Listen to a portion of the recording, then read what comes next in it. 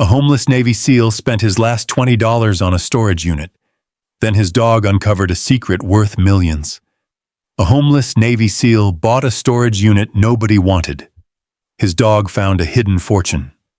Winter gripped the Bitterroot Mountains as Ethan Walker, a homeless former Navy SEAL, slept in an old pickup with only his loyal German shepherd Atlas by his side. Desperate and nearly out of money, he risked his final $20 on a rusted storage unit everyone mocked. Moments later, his dog began scratching at something hidden beneath the floor, and what they uncovered would expose a decades-old family secret, test Ethan's honor, and change both their lives forever. Comment 1 if you would return a fortune to its rightful owner, or 0 if you would keep it, and tell us where you're watching from. Snow clouds gathered above the Bitterroot Mountains like a gray army preparing for war. The wind carried the sharp bite of approaching winter across the valleys of western Montana, rattling bare branches and sweeping dust along the forgotten roads outside the small town of Hamilton. In a gravel lot beside an abandoned lumberyard, an aging blue pickup truck sat alone beneath a flickering street lamp. The truck had once belonged to a rancher. Now it was home. Inside, Ethan Walker slept in the driver's seat beneath a worn army blanket. At least, he appeared to be sleeping.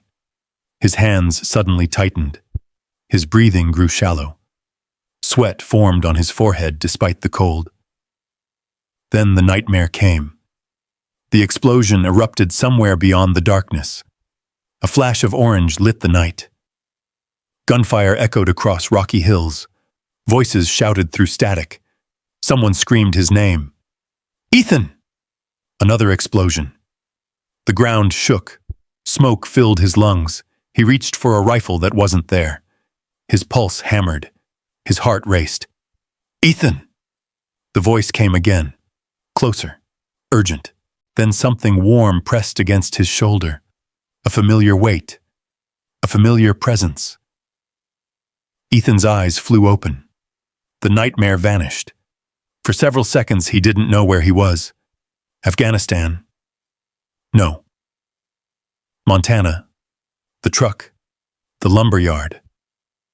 Reality slowly returned. A large German shepherd stood beside him, amber eyes watching carefully. Atlas. The dog rested his muzzle against Ethan's chest and let out a soft whine, the same sound he always made whenever the nightmares became too intense. Ethan exhaled slowly. "Easy, buddy." His voice sounded rough. Atlas didn't move. The dog simply stayed there until Ethan's breathing steadied. The ritual had repeated itself countless times over the years, long after military doctors stopped calling, long after friends disappeared, long after family drifted away. Atlas remained. Always. Ethan reached over and scratched behind the dog's ears. The shepherd finally relaxed. Outside, snowflakes began drifting through the darkness. Winter was arriving early, again. Ethan glanced at the dashboard clock. 4:17 a.m. Another night lost. Another battle fought inside his own head.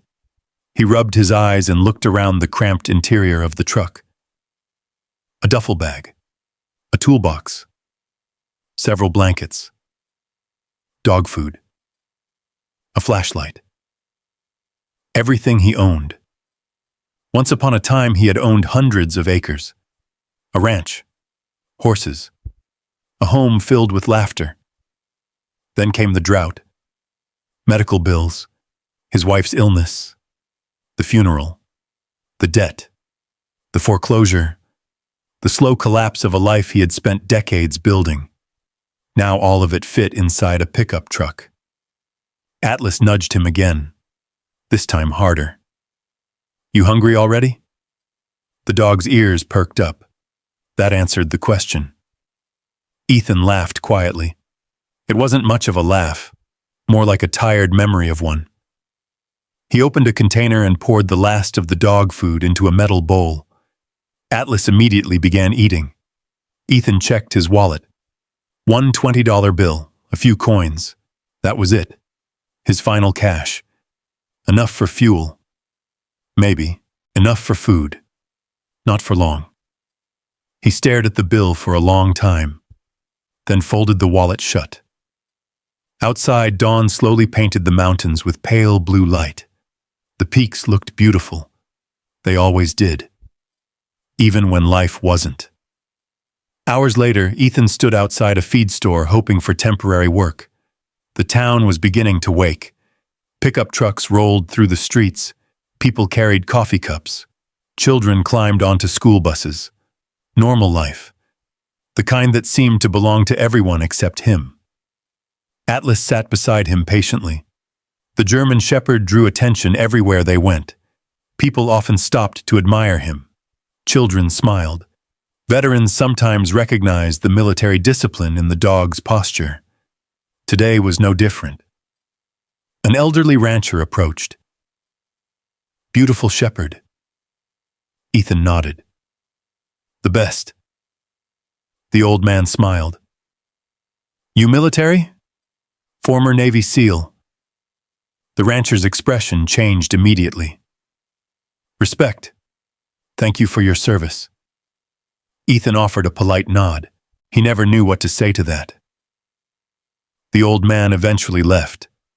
The work never came. By noon, Ethan had earned nothing. The cold grew sharper. The sky darkened. Atlas remained beside him, patient as always. Around mid-afternoon, Ethan wandered into a diner near the edge of town. The smell of coffee and bacon filled the air. His stomach growled. He ordered the cheapest thing on the menu. A waitress named Linda recognized him. She often slipped Atlas scraps when nobody was looking.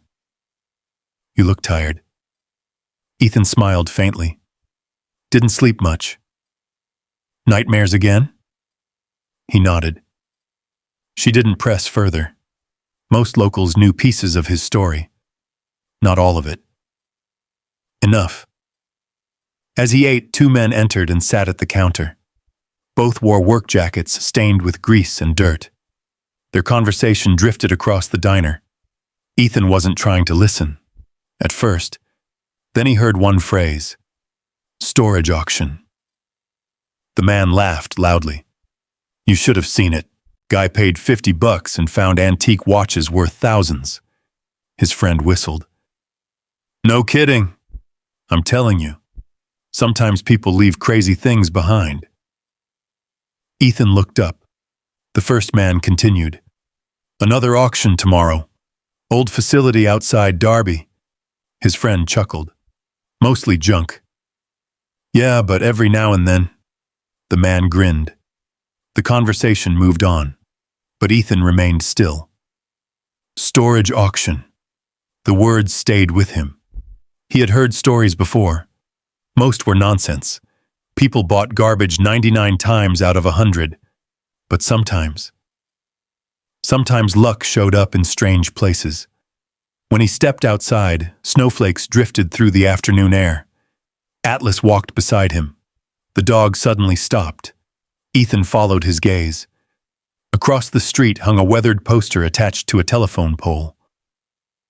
Storage auction. Saturday, 9 a.m., the same auction. Ethan stared at it, then checked his wallet again. $20. His last $20. Enough to survive a few more days, maybe, or enough to take one final chance. The idea felt ridiculous, desperate, dangerous, exactly the kind of decision that ruined people. Yet something about it refused to leave his mind. That night, the temperature dropped below freezing. The truck creaked in the wind. Atlas slept in the passenger seat. Ethan couldn't.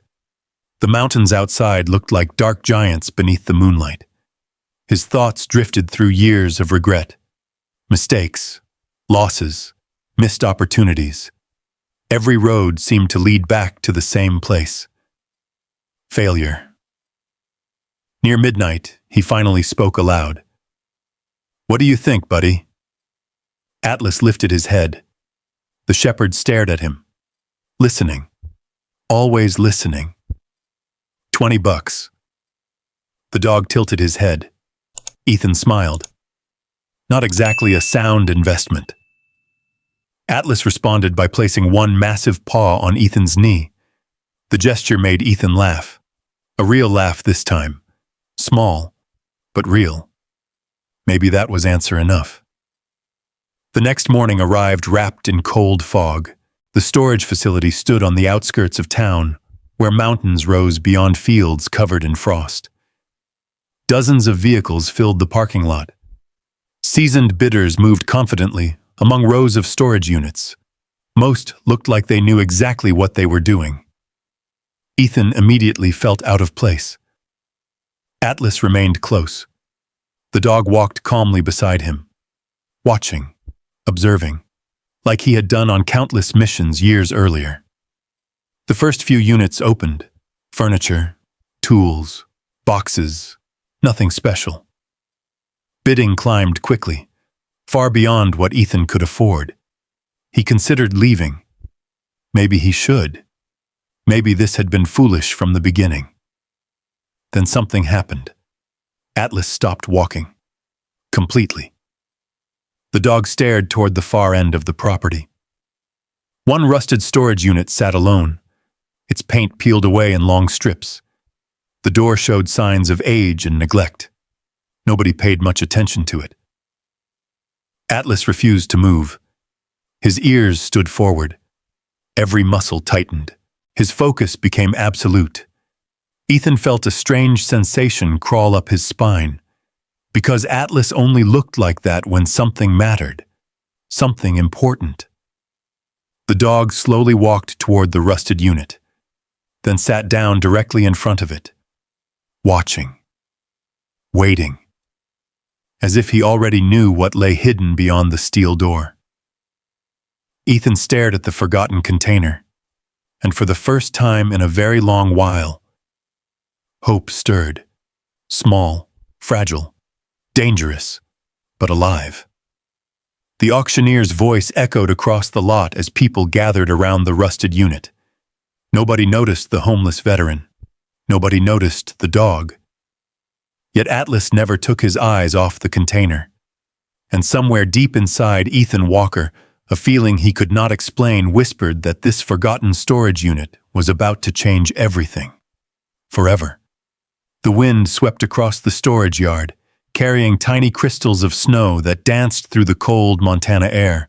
Dozens of bidders gathered around the rusted container, most of them barely glanced at it.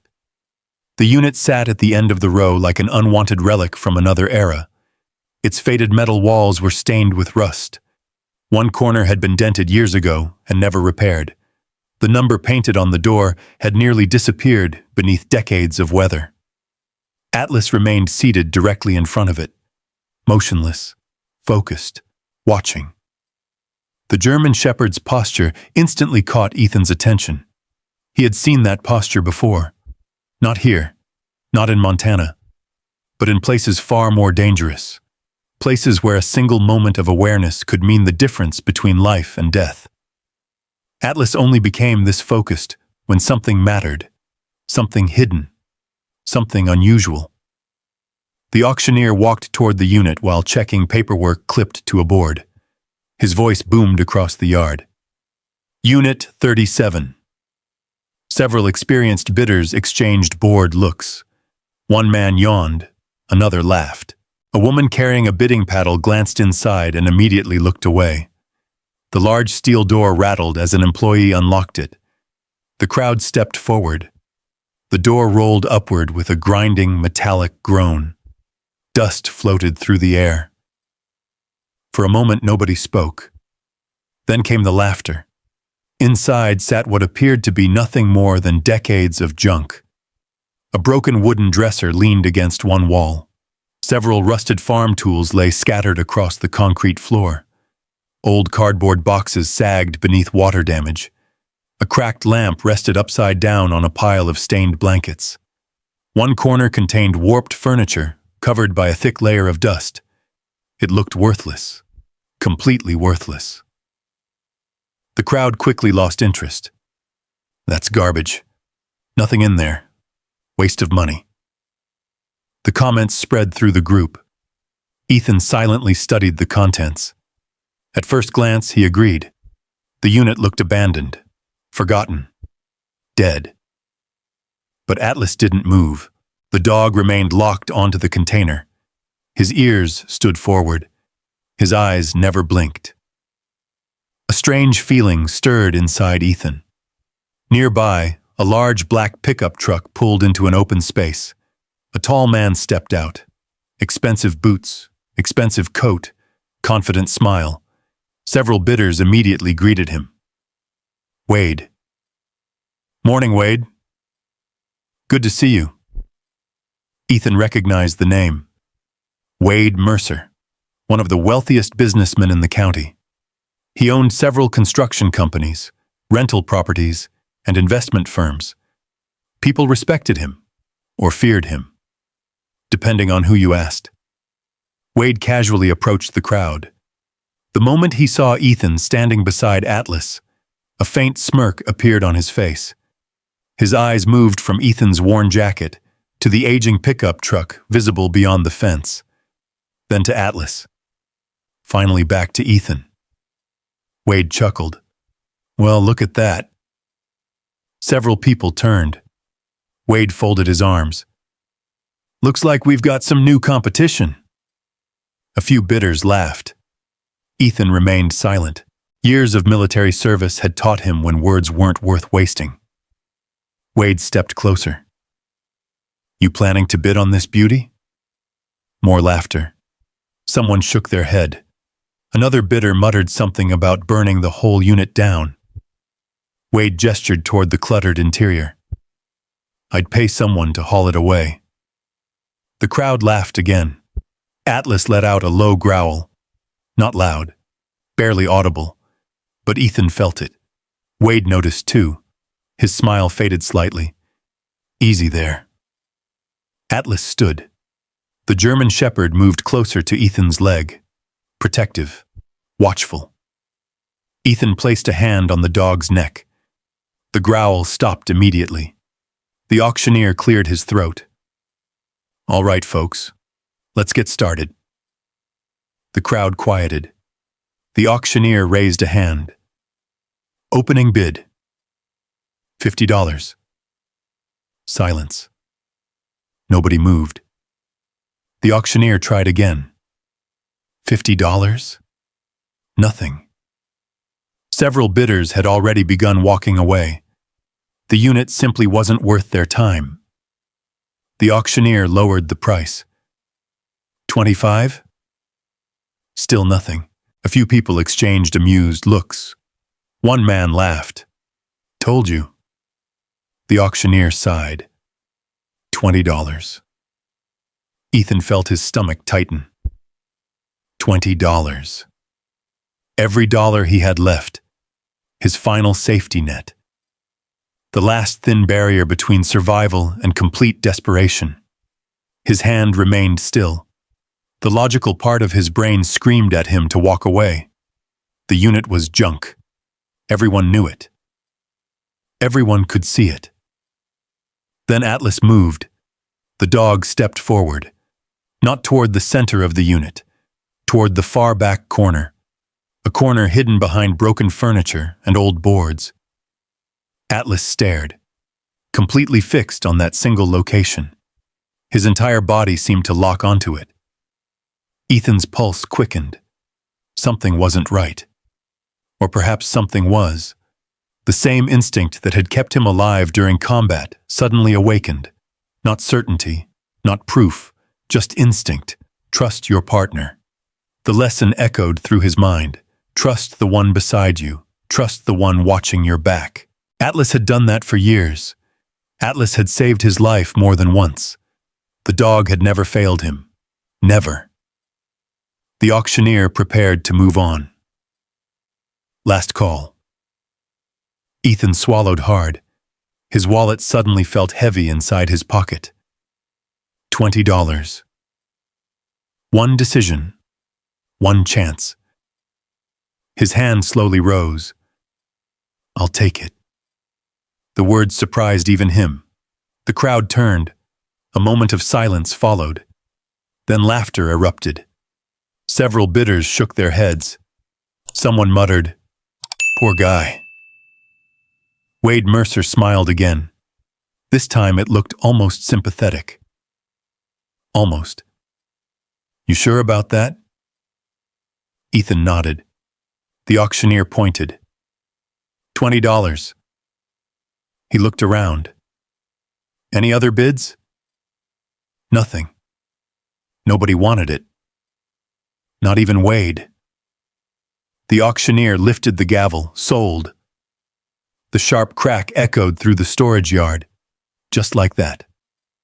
The container belonged to Ethan Walker. The crowd immediately lost interest. People drifted toward the next auction. Conversations resumed. Engines started. Within minutes, the excitement had moved elsewhere.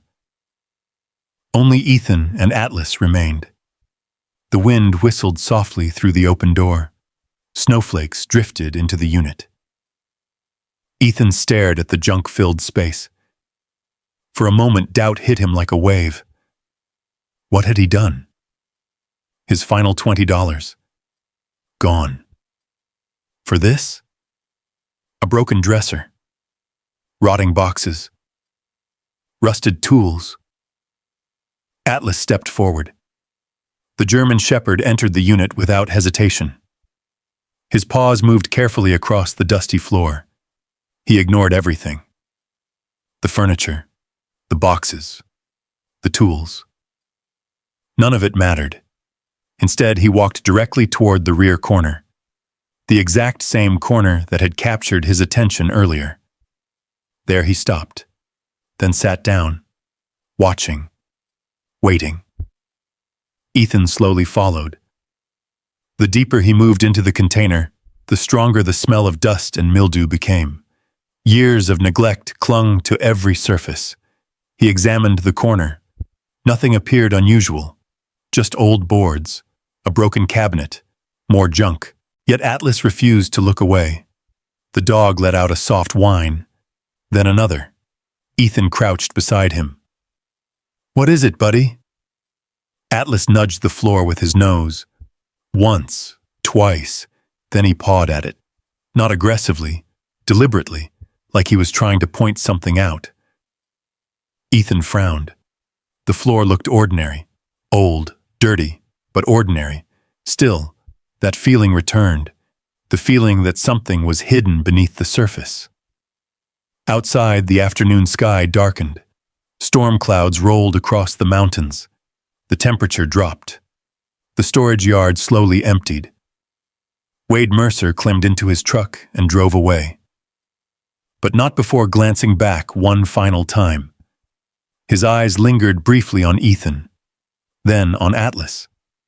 Then the truck disappeared beyond the gate. Ethan didn't notice. His attention remained fixed on the dog. Atlas pawed at the same spot again, and again, and again, as though trying desperately to communicate something he could not put into words.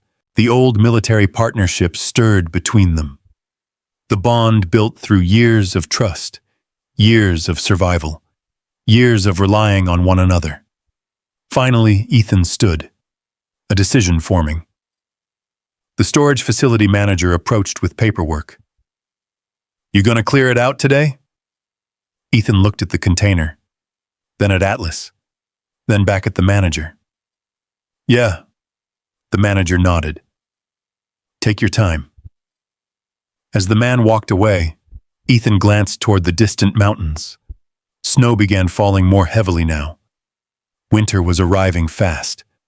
He had no money left, no plan, no certainty, only a rusted storage unit filled with junk, and a German shepherd who seemed absolutely convinced that something important lay hidden inside. For reasons he could not explain, Ethan trusted him. And before the day was over, that trust would lead them both toward a discovery neither of them could possibly imagine. Because beneath the dust, beneath the broken furniture, beneath the rotting floor itself, something was waiting. Something that had remained hidden for decades. And Atlas already knew exactly where to look. Snow fell steadily outside the storage facility as afternoon slowly surrendered to evening. The rows of storage units stood silent beneath the gray Montana sky. Most of the bidders had gone home.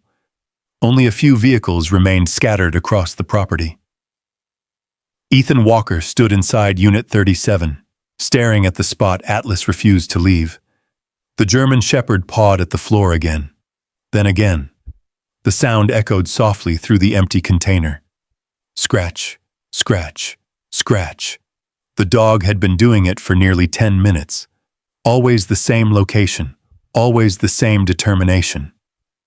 Ethan crouched beside him. The floor appeared ordinary enough.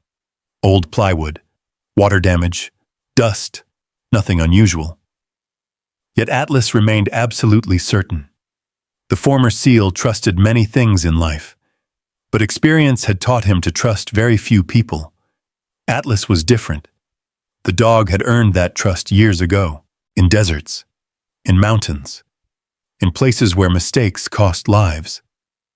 Atlas nudged Ethan's hand with his nose, then immediately returned his attention to the floor. The message was clear. Look closer. Ethan sighed. All right, buddy. He rose and searched through the cluttered storage unit. Most of the contents looked worthless. Broken furniture, rusted tools, collapsed boxes. But eventually he found an old crowbar leaning behind a cabinet. The metal was covered in rust. Still usable. He returned to the corner. Atlas immediately stepped back, watching, waiting. Ethan drove the tip of the crowbar beneath one damaged floorboard. The wood resisted at first, then cracked. A sharp sound echoed through the container. He pulled harder. The board splintered and lifted. Dust exploded into the air. Atlas sneezed. Ethan smiled despite himself. Not exactly glamorous work. The dog wagged his tail once. Just once. Enough to show approval. The first board came loose. Then another. And another. The deeper Ethan worked, the more unusual things became. The boards near the corner weren't attached the same way as the rest of the floor. Different nails, different spacing, almost as if someone had repaired that section separately, or hidden something beneath it. His pulse quickened. Outside, the wind howled across the storage yard. Inside, silence tightened around them. The atmosphere felt different now. Charged. Like the moments before a mission crossed from routine into dangerous. Atlas suddenly stood, his ears locked forward, his muscles tensed. Ethan noticed immediately. The dog wasn't excited. He was focused. There was a difference, a very important difference. Another board came loose, then another. Finally, Ethan exposed a section of metal beneath the wood. He froze. Atlas immediately stepped closer. The German Shepherd let out a low whine. The metal surface measured several feet across. Perfectly square. Hidden beneath the floor. A hatch. For several seconds, neither moved. The discovery felt unreal. The cold air seemed to vanish. The sounds outside disappeared. Only the hatch existed. Only the possibility. Ethan slowly brushed away years of dust. The steel surface emerged fully into view, heavy, solid, deliberately concealed. His heartbeat thundered inside his chest. Who would build something like this beneath a storage unit floor? And why? Atlas sat beside him, watching every movement. The dog seemed almost satisfied, as though he had completed his mission. Ethan found a recessed handle hidden beneath dirt and rust. He wrapped both hands around it. Pulled. Nothing. The hatch didn't move. Years of neglect had sealed it shut. He repositioned the crowbar and wedged it beneath one edge. Then he pushed with everything he had. Metal groaned. Rust cracked. The hatch shifted. Just slightly. But enough. Adrenaline surged through him, again, harder. The hatch lifted. A cloud of stale fire escaped from below, air that had remained trapped for years, maybe decades. The smell was old, ancient, like forgotten attics and abandoned houses. Ethan pulled the hatch fully open. Darkness waited beneath. Atlas leaned forward carefully. The dog sniffed once, twice, then looked directly at Ethan. The expression in those intelligent eyes seemed almost human. Well, Ethan retrieved a flashlight from his truck. The beam pierced the darkness and immediately struck something that reflected light. Gold. For a moment his brain refused to process what he was seeing. The flashlight trembled slightly in his hand. He aimed it deeper. More reflections. Gold again. Silver. Polished surfaces. Shapes. Objects. Treasure. Actual treasure. Oh my God. The words escaped before he could stop them. Atlas watched silently.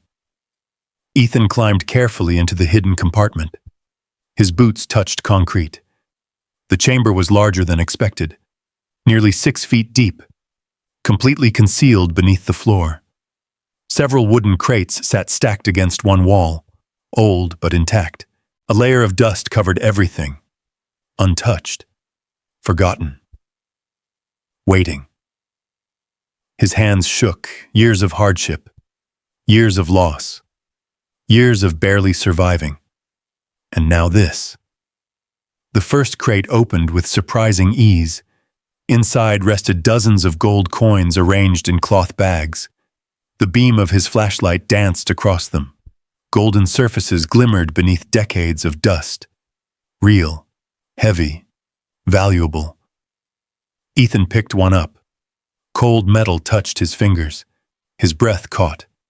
The coin looked old, very old. The kind collectors paid fortunes to own. His pulse raced. The second crate contained silver artifacts, goblets, decorative pieces, intricately crafted objects from another era. The third crate revealed antique jewelry, necklaces, bracelets, rings, gemstones sparkled beneath layers of dust. Even in the dim light, they looked extraordinary. Each discovery felt more unbelievable than the last. Atlas remained above, watching from the edge of the hatch, never leaving Ethan's side. The dog occasionally whined softly, not from fear, not from excitement. Something else. Something Ethan couldn't quite understand. Then he opened another crate.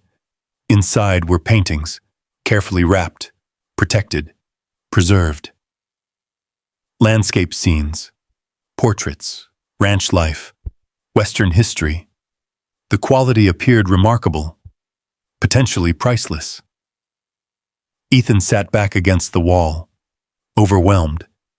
The hidden chamber stretched around him like a forgotten vault. Treasure surrounded him on every side. Enough wealth to change a life, perhaps several lives. For a moment he closed his eyes, and another image appeared. Not treasure, not gold. His late wife, Sarah, smiling, laughing, standing on the porch of their ranch years ago. The memory struck hard, painfully. If only she could see this. If only she had lived long enough. The thought cut deeper than expected. Atlas immediately climbed down into the chamber. The shepherd approached quietly, then rested his head against Ethan's shoulder. The familiar gesture shattered the loneliness. Ethan wrapped one arm around the dog. For several moments, neither moved. The hidden fortune faded into the background. What mattered was the simple reminder that he wasn't alone. Not entirely. Eventually, Ethan stood again. More crates remained unopened. He moved toward the largest one. The lid creaked as it lifted. This time, no gold waited inside. No silver. No jewelry. Instead, rows of leather-bound journals filled the crate. Dozens of them. carefully preserved, stacked with precision. Beside them sat sealed envelopes, bundles of documents, maps, letters, records. Atlas immediately reacted. The dog stood, alert, interested. More interested than he had been in the treasure itself. Ethan noticed. That struck him as strange, very strange. The dog ignored the gold, ignored the jewelry, ignored the silver. But these journals? Atlas couldn't stop staring at them. Ethan picked one up. The leather cover felt worn, old, handcrafted. Dust drifted from the spine. Inside the cover, a name had been written in elegant handwriting decades earlier. The ink had faded, but remained readable. Ethan studied it carefully. A family name, one he didn't recognize. Beneath it appeared a date. His pulse quickened again. This wasn't simply treasure. This was history, a story, a mystery. Someone had hidden all of this, deliberately. Someone wealthy, someone careful, someone who clearly never returned. Outside, darkness settled across the mountains. Snow continued falling. Inside the hidden chamber, Ethan sat surrounded by enough wealth to change his life forever. Yet the treasure no longer seemed like the most important discovery. The journals did. The documents, the letters, the story behind them. Atlas moved closer and rested a paw beside one particular journal, then looked directly at Ethan. The dog had guided him to the chamber. Now it almost felt as though Atlas wanted him to read, to understand, to uncover something hidden far deeper than gold. Ethan stared at the journal in his hands. A strange feeling settled over him. Not fear, not excitement. Something else. The certainty that this fortune had not been abandoned by accident. And somewhere inside those aging pages, the reason was waiting, to be discovered. Snow continued falling long after darkness settled over the Bitterroot Valley. The storage facility closed hours earlier. Its gates stood locked beneath drifting snow. Most of the world had gone home, but Ethan Walker remained inside Unit 37. A battery lantern cast warm light across the hidden chamber beneath the floor. Gold coins glimmered softly from opened crates. Silver artifacts reflected faint shadows across the walls. Paintings rested carefully against wooden boxes. A fortune surrounded him, yet Ethan barely looked at any of it. His attention remained fixed on the journal resting in his hands. Atlas lay beside him. The German shepherd's head rested across his paws, though his eyes remained open. Watching. Listening. Waiting. Almost as if the dog understood that what mattered now wasn't the treasure. It was the story. Ethan carefully opened the journal. The old leather creaked softly. Dust drifted from the pages. The handwriting inside was elegant and precise, written with fountain pen ink decades earlier. The first entry was dated June 1947. He began reading. The words transported him into another world, a world of ranches stretching across thousands of acres, a world of cattle drives, mountain land, family legacy, pride, responsibility. The writer described endless valleys beneath Montana skies, horseback rides at dawn, family gatherings inside a massive ranch house, children laughing, workers moving cattle across open fields. At first, the entries seemed ordinary, the memories of a prosperous ranching family.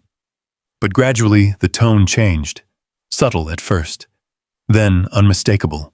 The writer began mentioning disagreements, arguments, disputes over land, disputes over inheritance, brothers who no longer trusted one another, family members who accused each other of greed. The further Ethan read, the darker the story became. Outside, the wind rattled the walls of the storage unit. Inside, silence deepened. Atlas slowly lifted his head. The dog stared at Ethan as another page turned. A name appeared repeatedly throughout the journal. Holloway. Then another. Holloway Ranch. Holloway Holdings. Holloway Family Trust. Ethan frowned. The name meant nothing to him, yet it clearly meant everything to the people who wrote these pages. The Holloways had once been powerful, influential, wealthy beyond imagination. One journal became 2, then 3. Hours passed unnoticed. The hidden chamber felt less like a treasure vault now, and more like an archive, a record of a family's rise and fall. As midnight approached, Ethan discovered something strange. Several pages had been removed. Not damaged. Not lost. Removed deliberately. Entire sections of the story were missing. His military instincts immediately noticed the pattern. Someone had edited the history. Someone had wanted parts of the truth hidden. Atlas stood. The shepherd walked toward another unopened crate. He stopped beside it, then glanced back. Ethan noticed. A smile appeared. "You've got another lead for me?" Atlas wagged his tail once. That was enough. Ethan moved toward the crate. Inside rested dozens of sealed envelopes, carefully organized, each labeled with dates, some nearly 70 years old. The first letter revealed another piece of the puzzle. The Holloway family had controlled enormous amounts of land throughout western Montana. Thousands of acres, timber rights, mining rights, cattle operations. The value would have been staggering. The second letter contained legal disputes. The third described lawsuits. Then came accusations, betrayal, fraud, the collapse of trust. The deeper Ethan dug, the more troubling the story became. Eventually, he found one letter that immediately caught his attention. Its paper had yellowed with age. The envelope bore a red wax seal. Inside, a handwritten note described a hidden trust, a secret trust, one that had supposedly been established to protect family assets until a rightful heir could be identified. Ethan sat upright. His pulse quickened. This was different, important. He read every word twice, then a third time. The writer claimed that certain family members could not be trusted, that powerful individuals were trying to seize control of the estate, that portions of the family's wealth had been hidden away to protect future generations. A chill moved through him, slowly, deliberately. He looked around the hidden chamber, the treasure, the journals, the documents, the hidden compartment. Suddenly everything made sense. This wasn't random wealth, this wasn't forgotten property. Someone had hidden all of it on purpose. The question was why, and what happened afterward. Atlas suddenly moved. The shepherd approached a particular leather journal resting near the bottom of the crate, then sat beside it, waiting. Ethan immediately noticed. The dog had ignored dozens of other journals, but not this one. He picked it up. The cover appeared older than the rest. The leather had darkened with age. The pages felt fragile. Inside the front cover was a photograph, a family portrait. Ethan studied it carefully. Several adults stood outside a large ranch house. Children smiled beside them. The image had been captured during better times, before everything went wrong, before betrayal, before secrets. His eyes moved across each face, then stopped. Something had been written beneath the photograph, a simple sentence, in faded ink. If these records are ever found, trust no one who seeks them. The words immediately changed the atmosphere. The hidden chamber suddenly felt colder, more dangerous. Ethan reread the sentence. Trust no one who seeks them. Who had written it? Why? Atlas let out a low whine. The sound echoed softly through the chamber. Ethan looked down at him. The dog's ears stood forward, alert, focused, almost concerned. For a brief moment, memories resurfaced. Mission briefings, hidden intelligence, warnings buried inside reports. The feeling was strangely familiar, not because of combat, because of mystery. Someone had gone to extraordinary lengths to hide these materials, and now Ethan was beginning to understand why. The deeper he looked, the larger the story became. Near dawn, he finally climbed out of the hidden compartment. Atlas followed immediately. The dog stretched before settling beside him. The storm outside had intensified. Snow blanketed the storage yard. Everything looked frozen, silent. The world seemed far away. Ethan sat on an overturned crate and stared into the darkness. His life had changed in less than 24 hours. Yesterday, he was a homeless veteran sleeping in a truck. Today, he sat beside a hidden fortune. Yet the money no longer occupied his thoughts. The Holloways did. The missing pages, the warnings, the trust, the family that had seemingly vanished.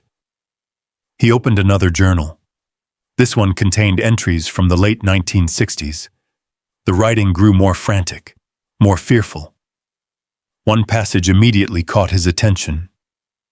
The family is no longer safe. Someone has begun altering records. Someone wants everything. If this continues, future generations may never know what truly belonged to them. Ethan stared at the words. The warning felt personal, urgent, even after all these years.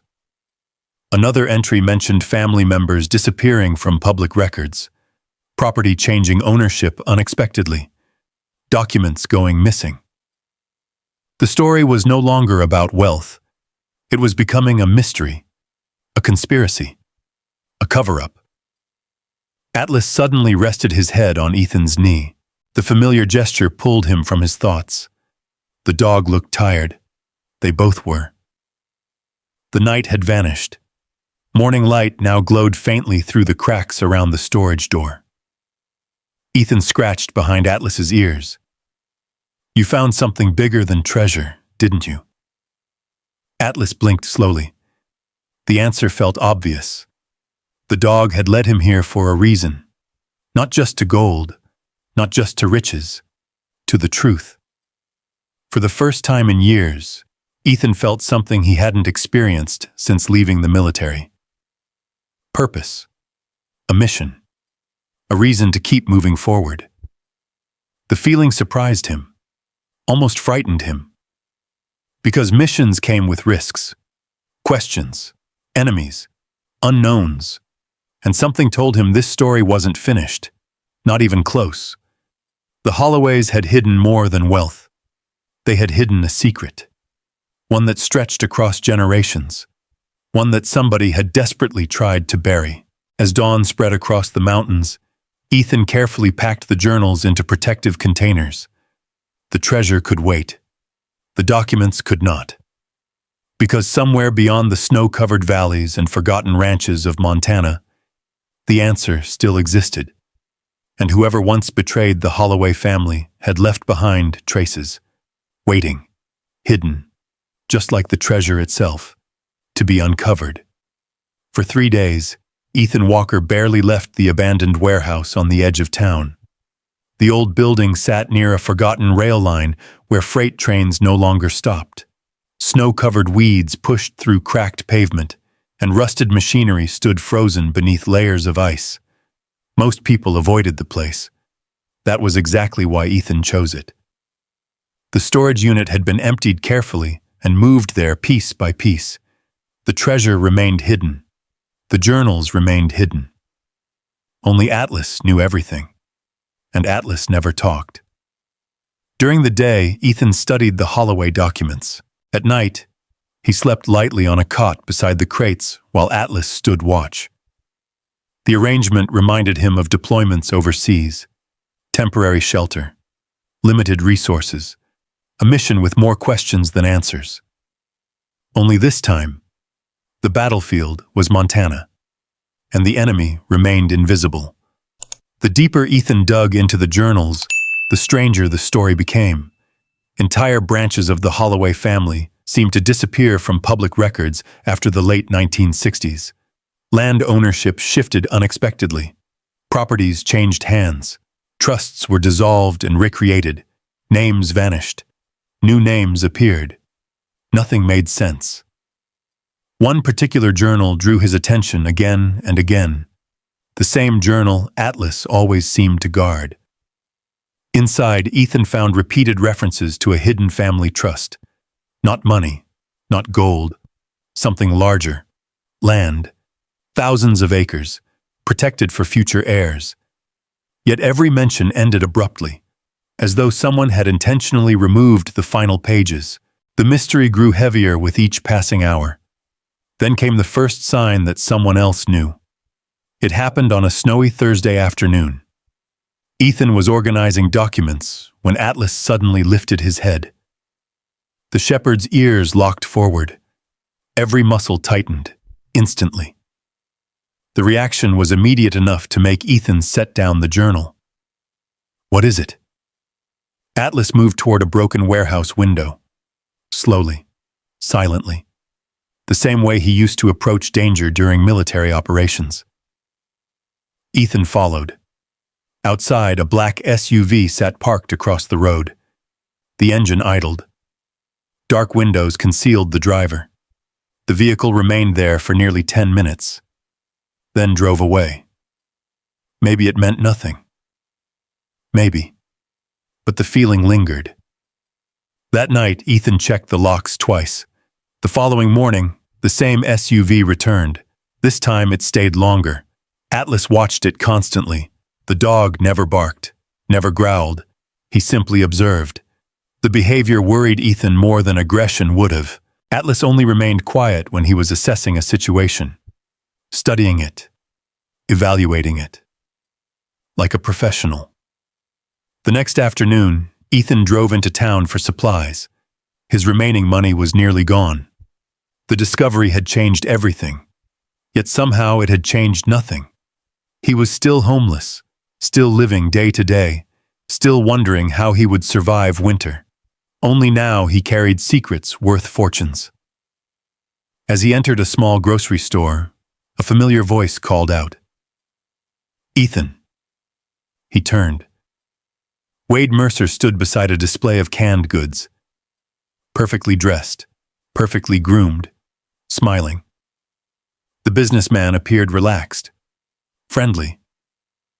Yet something about him felt different now. Calculated. Measured. Like every word had been rehearsed. "Ethan," Wade repeated warmly.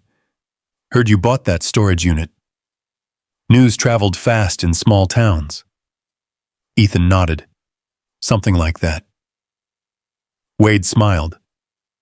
"Find anything interesting?" The question sounded casual. Too casual. Ethan shrugged. "Mostly junk." For a brief moment, disappointment flashed across Wade's face, then vanished. "That's unfortunate." The two men stood in silence. Atlas remained beside Ethan, watching, waiting. Wade glanced at the dog. "Still have that shepherd?" Ethan scratched Atlas behind the ears. "He stays. I can see that." The smile returned. "But if you happen to come across old documents, journals, records, things like that." He paused. Carefully. "As an investor, I collect historical materials." Ethan felt a warning bell ring somewhere deep inside him. There it was. The first direct interest in the journals. Not the gold, not the jewelry. The documents. The exact items Atlas cared about. The exact items connected to the Holloways. Wade reached into his pocket and handed Ethan a business card. "If you find anything unusual, give me a call." Then he walked away. Just like that. Atlas watched him leave. The German shepherd's eyes never left Wade until the man disappeared through the doors. Back at the warehouse, Ethan stared at the business card. His instincts screamed. Something wasn't right. That evening, Sheriff Caleb Rhodes stopped by unexpectedly. The sheriff was a broad-shouldered man with weathered features and calm eyes, one of the few people Ethan trusted. "Got a minute?" Caleb asked. "Sure." The sheriff stepped inside. Atlas sniffed him once and immediately relaxed. A good sign. Caleb looked around. "You all right?" "Why?" The sheriff hesitated. "Couple people mentioned seeing strangers asking questions about you." Ethan frowned. "What kind of questions?" "Where you're staying. What you're doing. Whether you've found work." The warehouse suddenly felt colder. Caleb lowered his voice. "Nothing illegal. Just odd." Ethan nodded slowly. The sheriff studied him carefully. "If something's going on, let me know, I will." After Caleb left, Ethan couldn't shake the feeling growing in his chest. The journals, the SUV, Wade, questions from strangers. The pieces were beginning to connect, and he didn't like the picture they formed. The real trouble arrived 2 nights later. A storm swept across the valley after sunset. Heavy snow, powerful winds, visibility nearly zero. Perfect weather for staying indoors. Perfect weather for hiding movement. Around midnight, Atlas woke him. Not with barking, not with whining. The shepherd placed one paw against Ethan's chest, firmly, urgently. Ethan opened his eyes instantly. Years of military training returned. Atlas stood rigid, listening. The warehouse remained dark except for moonlight filtering through high windows. At first, Ethan heard nothing. Then, a sound. Metal scraping. Very faint. Near the rear entrance. Someone was outside. The noise came again, this time louder. Atlas moved toward the darkness, silent, focused. Ethan grabbed a flashlight. His pulse quickened. The storm howled outside. Snow struck the building like handfuls of gravel. Then came another sound. A door. Opening. Very slowly. Someone had entered the warehouse. Atlas growled. Low. Deep. Dangerous. The sound rolled through the darkness. A warning. The figure froze. Ethan couldn't make out details. Only movement. Only a shadow. The person immediately turned and rushed toward the exit. Atlas launched forward, fast as lightning. The shepherd crossed the warehouse floor in seconds. A crash echoed through the darkness. The intruder stumbled, then disappeared through the storm. By the time Ethan reached the doorway, visibility had vanished completely. Nothing remained except blowing snow. And silence. Atlas returned moments later, but something was wrong.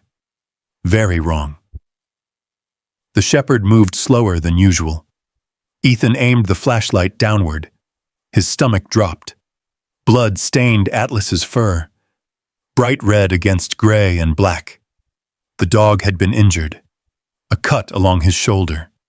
Not deep enough to be life-threatening, but serious. Very serious. Atlas had protected him. Again.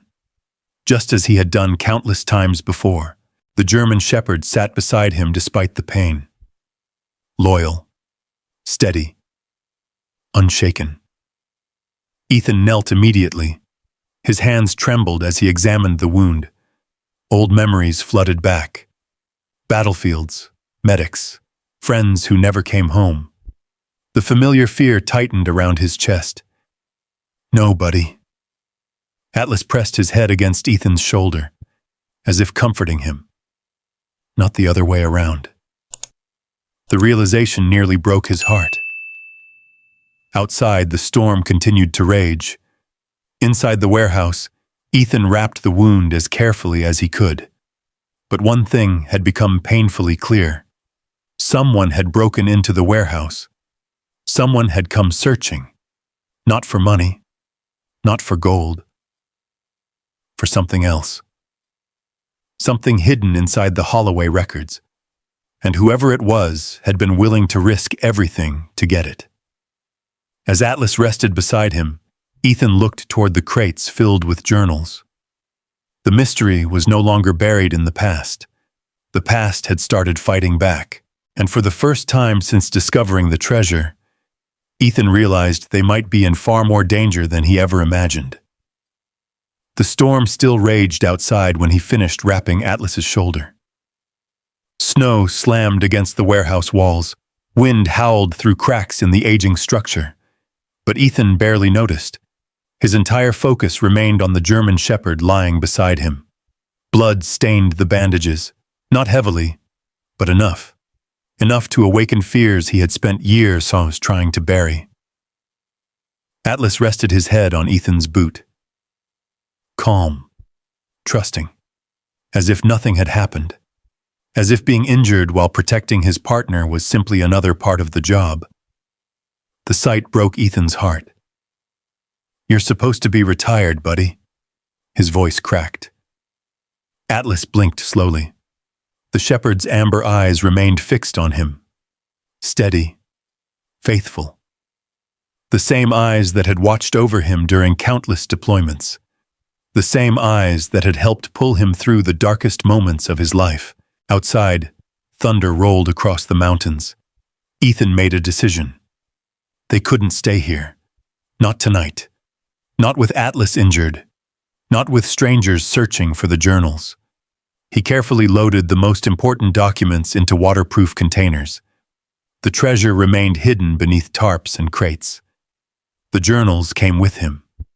Then he helped Atlas into the truck. The dog moved slowly, but refused assistance. Proud as ever.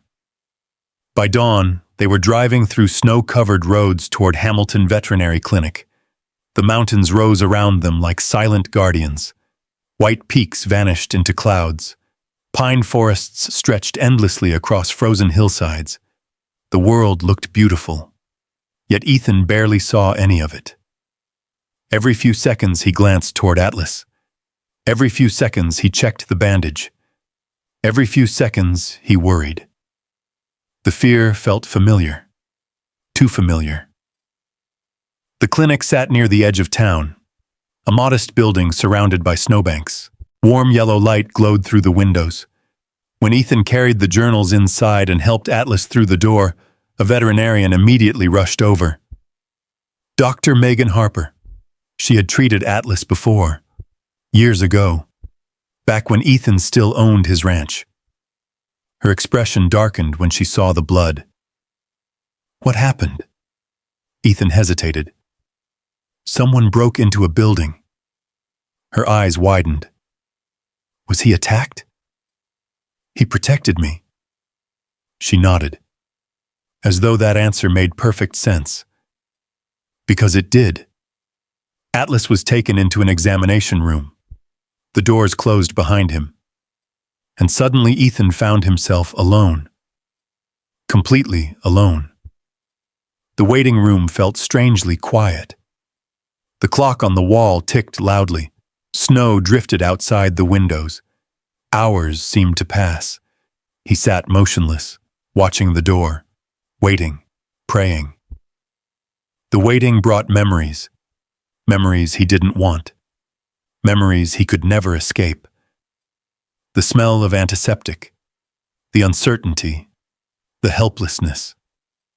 All of it dragged him backward through time, back to Afghanistan, back to a dusty military hospital, back to men who never came home.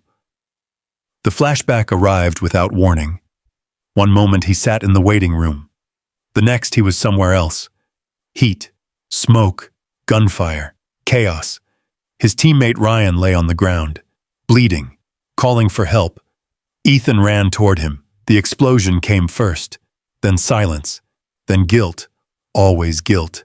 His breathing quickened, his hands shook, the room blurred. For several terrifying seconds he wasn't in Montana anymore.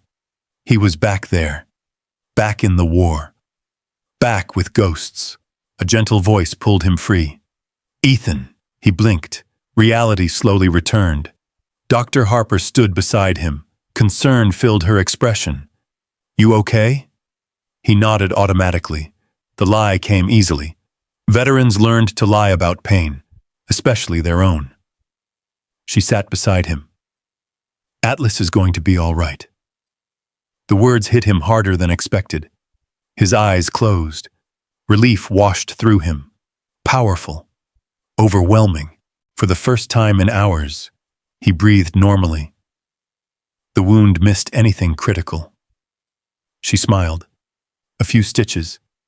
Antibiotics. Rest. Ethan looked away, embarrassed by the emotion threatening to surface. Dr. Harper noticed anyway. That dog means a lot to you. Ethan laughed quietly.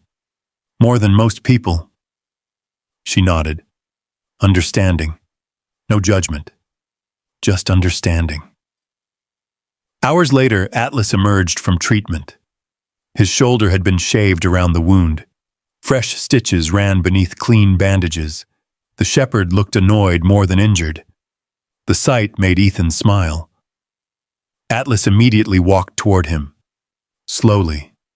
Carefully. Then rested his head against Ethan's chest. The simple gesture nearly broke him.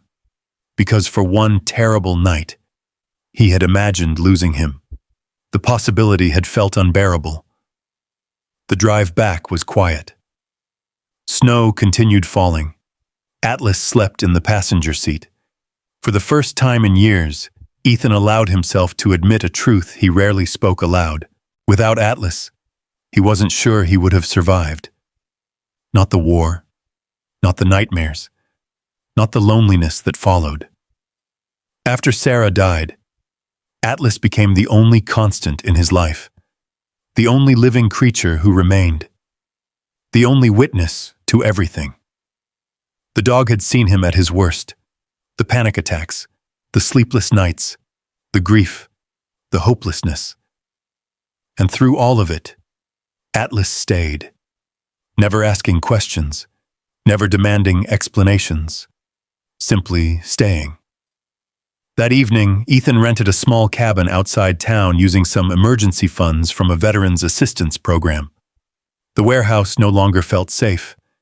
The cabin sat near a frozen creek beneath towering pines. Remote, quiet, protected. The perfect place for Atlas to recover. A fire crackled inside the stone fireplace. Warmth filled the room. Outside, snow blanketed the wilderness. Inside, peace slowly returned. Atlas slept near the hearth. The glow of firelight danced across his fur. Ethan sat nearby reading through another Holloway journal. Yet his attention kept drifting back to the dog. Every breath, every movement, every reassuring sign that Atlas remained alive. Near midnight, the nightmares returned. This time they came harder, stronger, more vivid.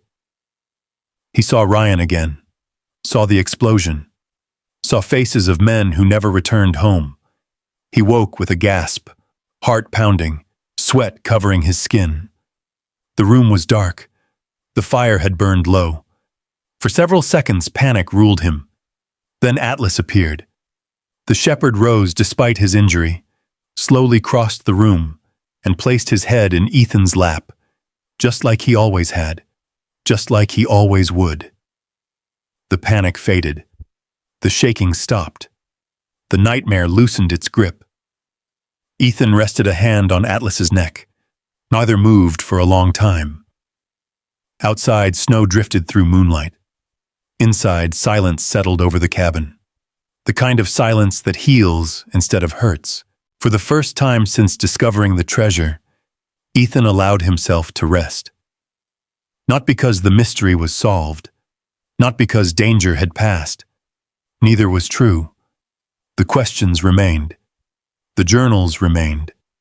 The people searching for them remained. But Atlas remained too, and somehow that made all the difference. As dawn approached, Ethan looked toward the stack of Holloway records sitting on the cabin table. Somewhere inside those documents lay answers. Somewhere inside waited the truth behind the hidden fortune. Yet another realization had become equally clear. The treasure mattered. The mystery mattered. But neither mattered as much as the dog sleeping beside the fire. Because Atlas hadn't simply found the fortune. He had saved Ethan's life twice. Once in war, and once again in Montana. And Ethan knew with absolute certainty that whatever came next, they would face it together. The storm finally passed 3 days later. Sunlight returned to the Bitterroot Valley. Fresh snow covered the mountains in brilliant white, transforming the landscape into something almost unreal. Pine forests glittered beneath ice crystals. Frozen creeks reflected the pale winter sky. Every ridge and valley seemed carved from silver. For the first time in weeks, Ethan Walker stepped outside the cabin and felt something close to peace. Atlas followed beside him. The German shepherd's wound was healing well. The stitches remained visible beneath the shaved patch of fur, but his strength returned a little more each day. He walked carefully, proudly, as though determined to prove nothing could slow him down. Ethan smiled, still hard-headed. Atlas wagged his tail. The moment lasted only seconds, because the mystery waiting inside the cabin never truly left Ethan's mind. The Holloway journals, the missing trust, the warnings, the hidden fortune. Every answer seemed connected to a person, someone still living, someone the journals called the rightful heir. Finding that person had become the mission. And for the first time since leaving the military, Ethan felt driven by something larger than survival. Later that afternoon, he drove into Hamilton. Atlas sat beside him as usual. The dog spent most of the ride watching the snowy landscape pass by. The county courthouse stood near the center of town, an old brick building with tall windows and decades of local history buried inside its records. Ethan carried several journals beneath his arm. Inside, warm air smelled faintly of paper and old wood. A receptionist directed him toward the records department. There he met a woman organizing stacks of county documents. She appeared to be in her late 30s, dark hair, sharp eyes, professional but approachable. Her nameplate read, Rachel Boone, attorney at law. She looked up. "Can I help you?" Ethan hesitated. Normally he avoided lawyers. Life experience had taught him caution. But something about Rachel felt genuine. "I hope so." He placed one of the journals on the table. Rachel glanced at it, then at him, then at Atlas. The dog sat quietly beside Ethan, watching. Rachel smiled. "Beautiful shepherd, the smartest partner I've ever had." She nodded. "Those are usually the ones with 4 legs." For the first time all day, Ethan laughed. A real laugh. The conversation began cautiously. Ethan shared only part of the story. Enough to explain the Holloway documents. Not enough to reveal the treasure. Rachel listened carefully. As she examined the journals, her expression gradually changed. Curiosity, then surprise, then concern. "The Holloways? You know the name?" "A little." Rachel flipped through several pages.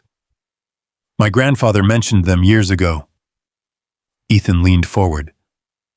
"What did he say?" Rachel thought for a moment. "Mostly rumors." "What kind of rumors?" She closed the journal.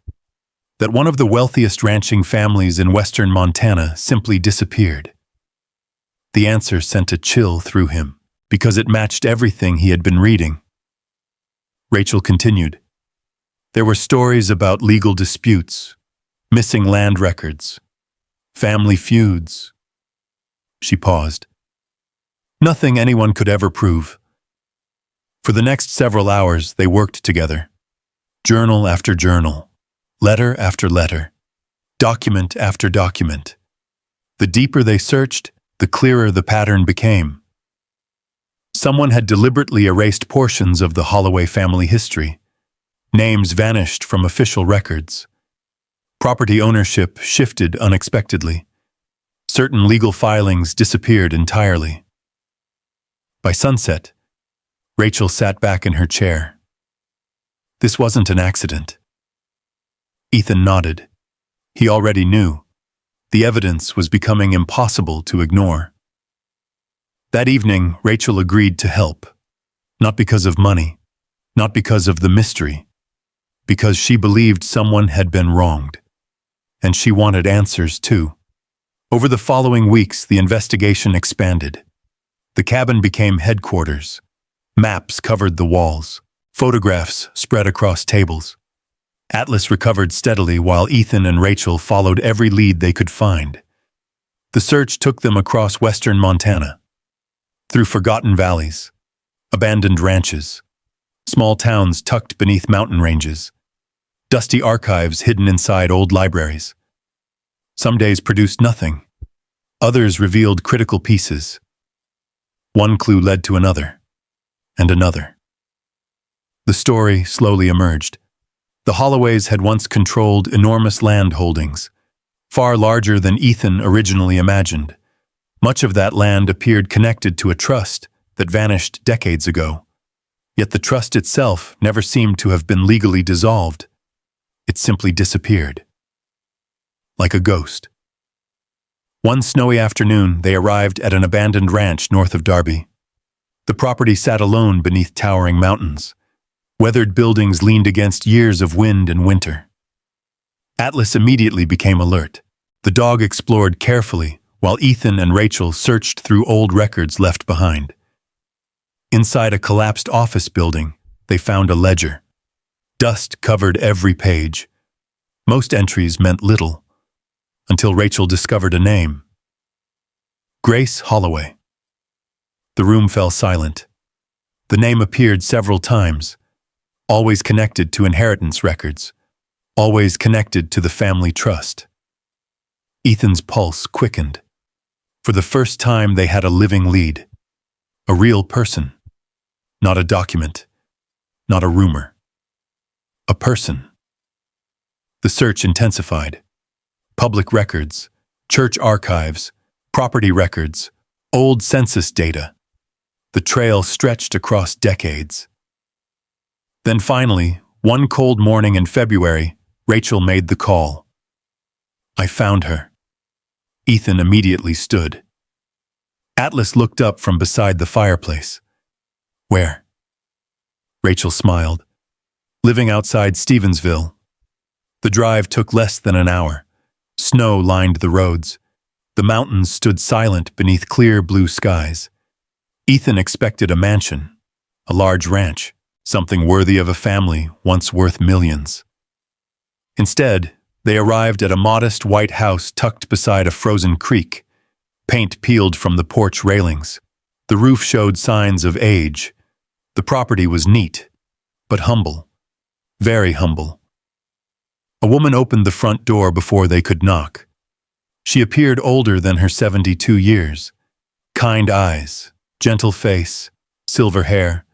She looked like a retired teacher, not the heir to a hidden fortune, not the descendant of Montana royalty, just an ordinary woman. Can I help you? Rachel stepped forward. Are you Grace Holloway? The woman blinked.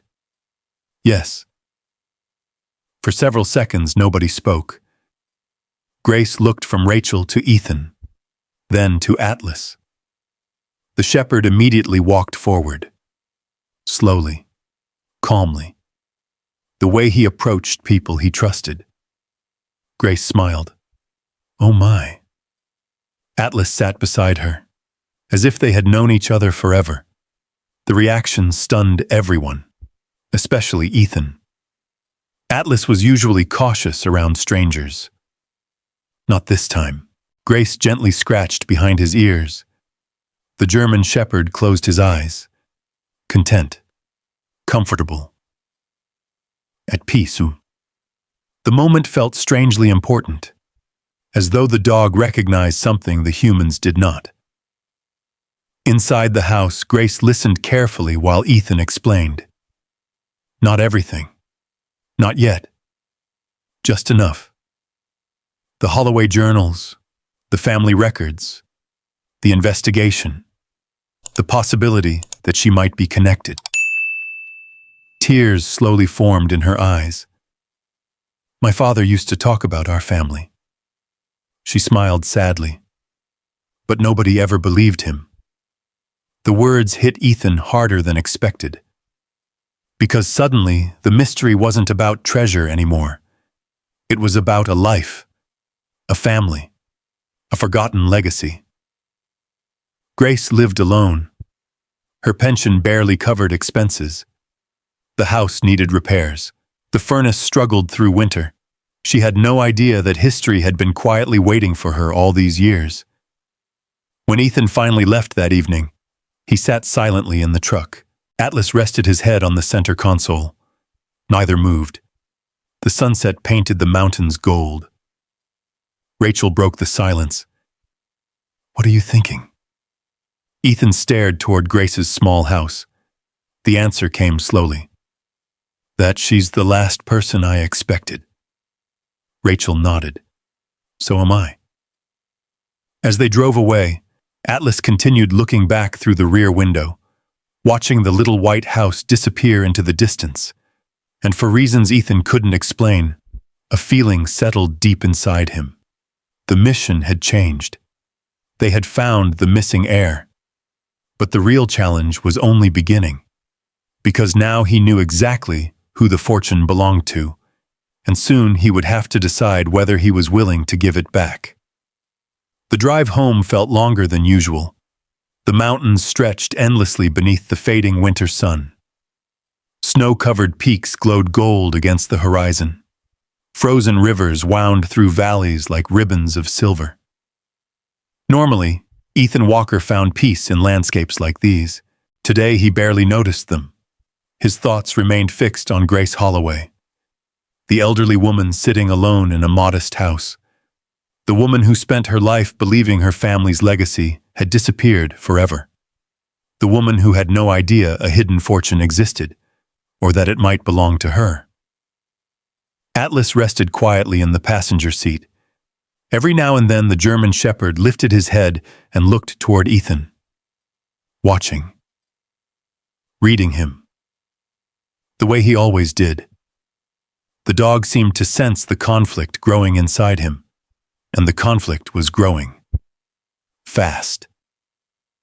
Back at the cabin, darkness settled over the valley. The fireplace crackled softly. Wind whispered through the pines outside. Ethan sat alone at the table, surrounded by journals, maps, and legal documents. The treasure remained hidden, safe, protected. Only a handful of people knew pieces of the truth, yet the weight of that truth felt heavier every day. Rachel Boone arrived shortly after sunset. She removed her coat and sat across from him. Atlas immediately walked over and greeted her, a sign of trust. The shepherd had grown surprisingly fond of the attorney. Rachel studied Ethan for a moment. You look exhausted. Ethan smiled faintly.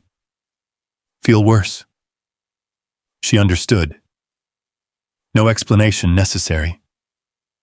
The two of them spent hours reviewing records, property transfers, inheritance documents, family histories.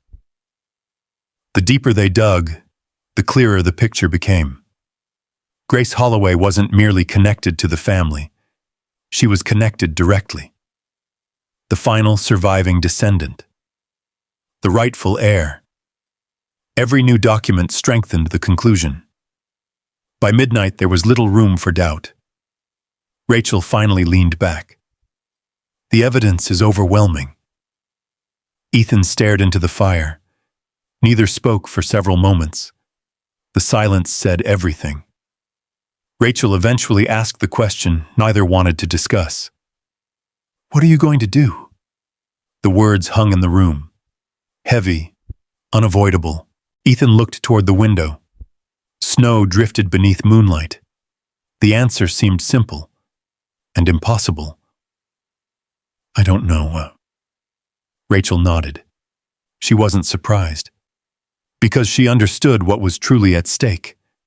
The fortune wasn't just money. It was freedom, a future, a second chance. The hidden chamber contained enough wealth to transform Ethan's life forever.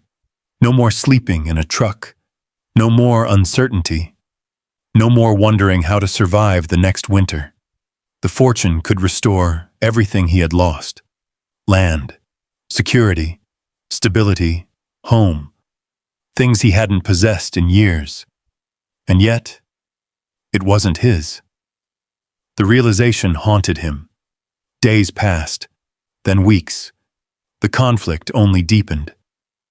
During the mornings, Ethan continued investigating the Holloway records. During the afternoons, he visited Grace.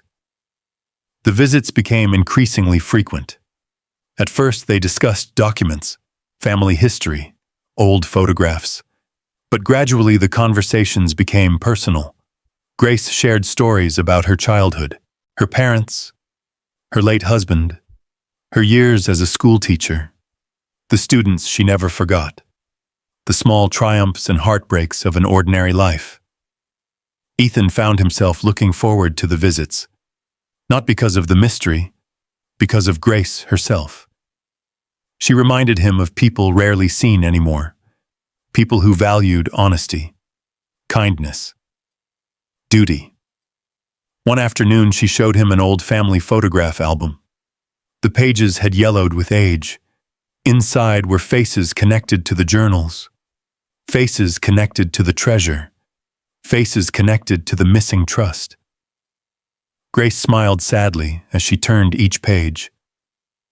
My father always said our family lost something important. What kind of thing? He never knew. She laughed softly.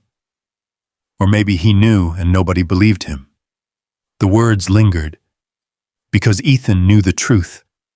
The family hadn't imagined the loss. The loss was real.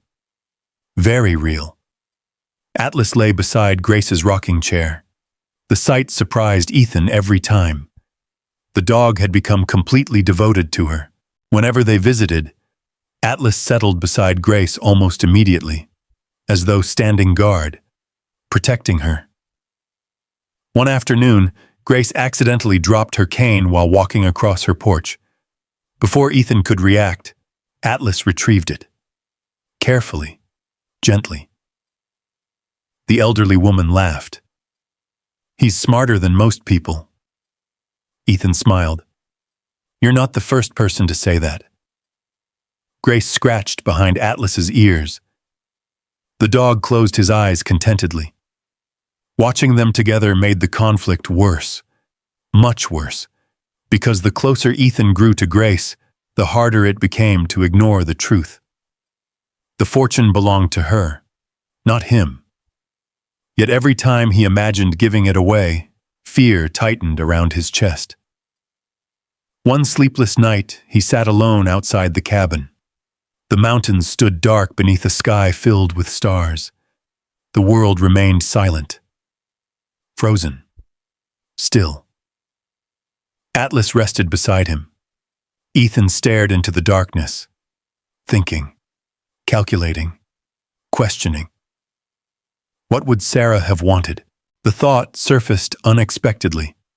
His late wife, the person whose opinion still mattered most, even after all these years. He closed his eyes and immediately remembered her smile, her voice, her unwavering sense of right and wrong. The answer came quickly, painfully. She would have returned it, without hesitation. The realization hurt, because it meant he already knew what the right choice was. He simply wasn't ready to make it. A few days later, Rachel arrived with new information. Serious information. She spread documents across the cabin table. Atlas immediately moved closer, watching. Rachel pointed toward a series of records. The trust may be worth much more than the treasure.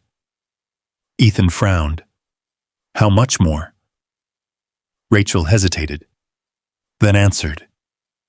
Potentially millions. The room fell silent. The number seemed impossible. Millions. Not thousands, not hundreds of thousands. Millions. Land ownership, timber rights, mineral rights, investments, decades of accumulated value. The hidden treasure suddenly looked small by comparison. Ethan leaned back slowly. The temptation became almost unbearable. Millions could solve everything. Every debt, every problem, every fear. For the first time since becoming homeless, he imagined a future completely free from struggle. A ranch again. A home. A life rebuilt. Then another image appeared. Grace sitting alone in her small house. Grace struggling through winter. Grace unaware of what was rightfully hers. The guilt hit immediately, hard, relentless. Atlas stood. The shepherd crossed the room, then did something unexpected. He walked directly to Grace's photograph sitting among the documents, and lay down beside it. Rachel noticed first, then Ethan. Neither spoke. The moment felt strangely significant, almost symbolic, as though the dog had made his choice, as though Atlas somehow understood where the truth belonged. Ethan stared at him. The German shepherd looked back calmly, the same partner who had guided him to the storage unit, the same partner who found the hidden chamber, the same partner who nearly died protecting him. Atlas had never once led him in the wrong direction, not once. The realization settled deep inside him.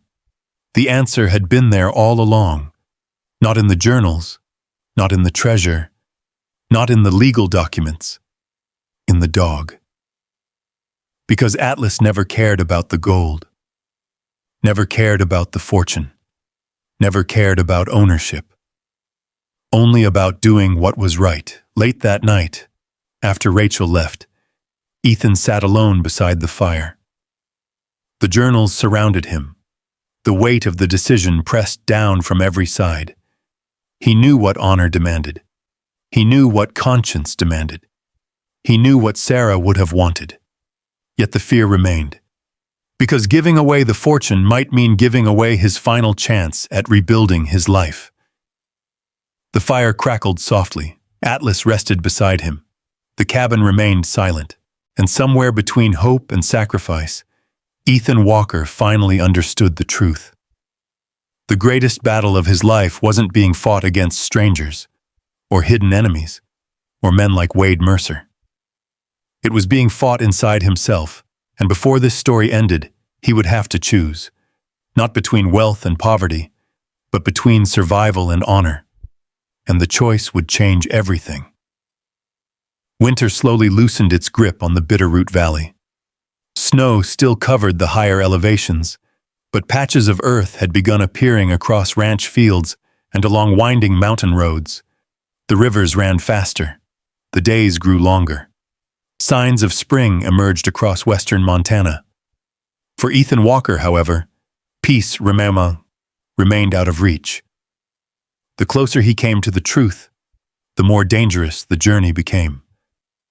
And someone else knew it. 3 days after Rachel confirmed the true value of the Holloway Trust, Ethan woke before sunrise. Atlas was already standing at the cabin window, watching. The German shepherd's posture immediately raised concern. Ethan sat up. "What is it?" Atlas didn't move.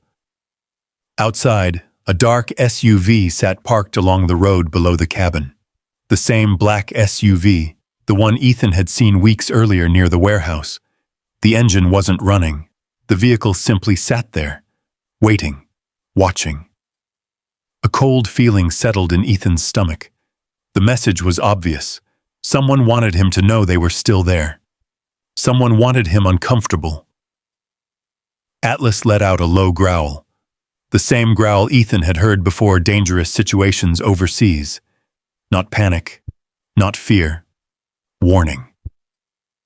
The SUV remained for nearly 20 minutes before finally driving away. By then, Ethan's decision was made. The game had changed. The people searching for the Holloway records were no longer hiding their interest. That afternoon, Rachel arrived carrying a folder. Her expression told Ethan everything before she even spoke. More bad news. What happened? She placed the folder on the table. Wade Mercer. Ethan wasn't surprised. Something about Wade had bothered him from the beginning. Rachel opened the file. I started looking into some of the property transfers connected to the Holloway estate. She paused. And Wade's name keeps appearing. The room fell silent. Atlas lifted his head. Rachel continued. Not directly. What do you mean? Companies. Shell corporations. Property groups. Investment partnerships. Ethan leaned forward. And? Rachel looked directly at him. I think he's been trying to gain control of Holloway land for years. The words hit like a hammer. Suddenly dozens of pieces began fitting together.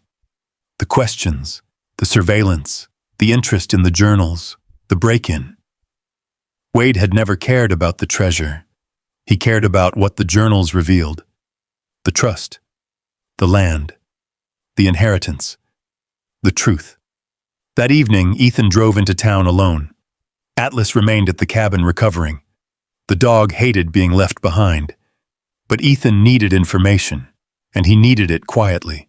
The local diner was crowded with ranchers and construction workers finishing their day. Conversations filled the room. Coffee cups clattered. Country music played softly from an old speaker. Ethan spotted Sheriff Caleb Rhodes seated near the back. The sheriff immediately waved him over. You look like you've got something on your mind. Ethan sat down. You ever trust Wade Mercer? Caleb's expression changed. Subtly, but noticeably. The answer came after a long pause. Depends.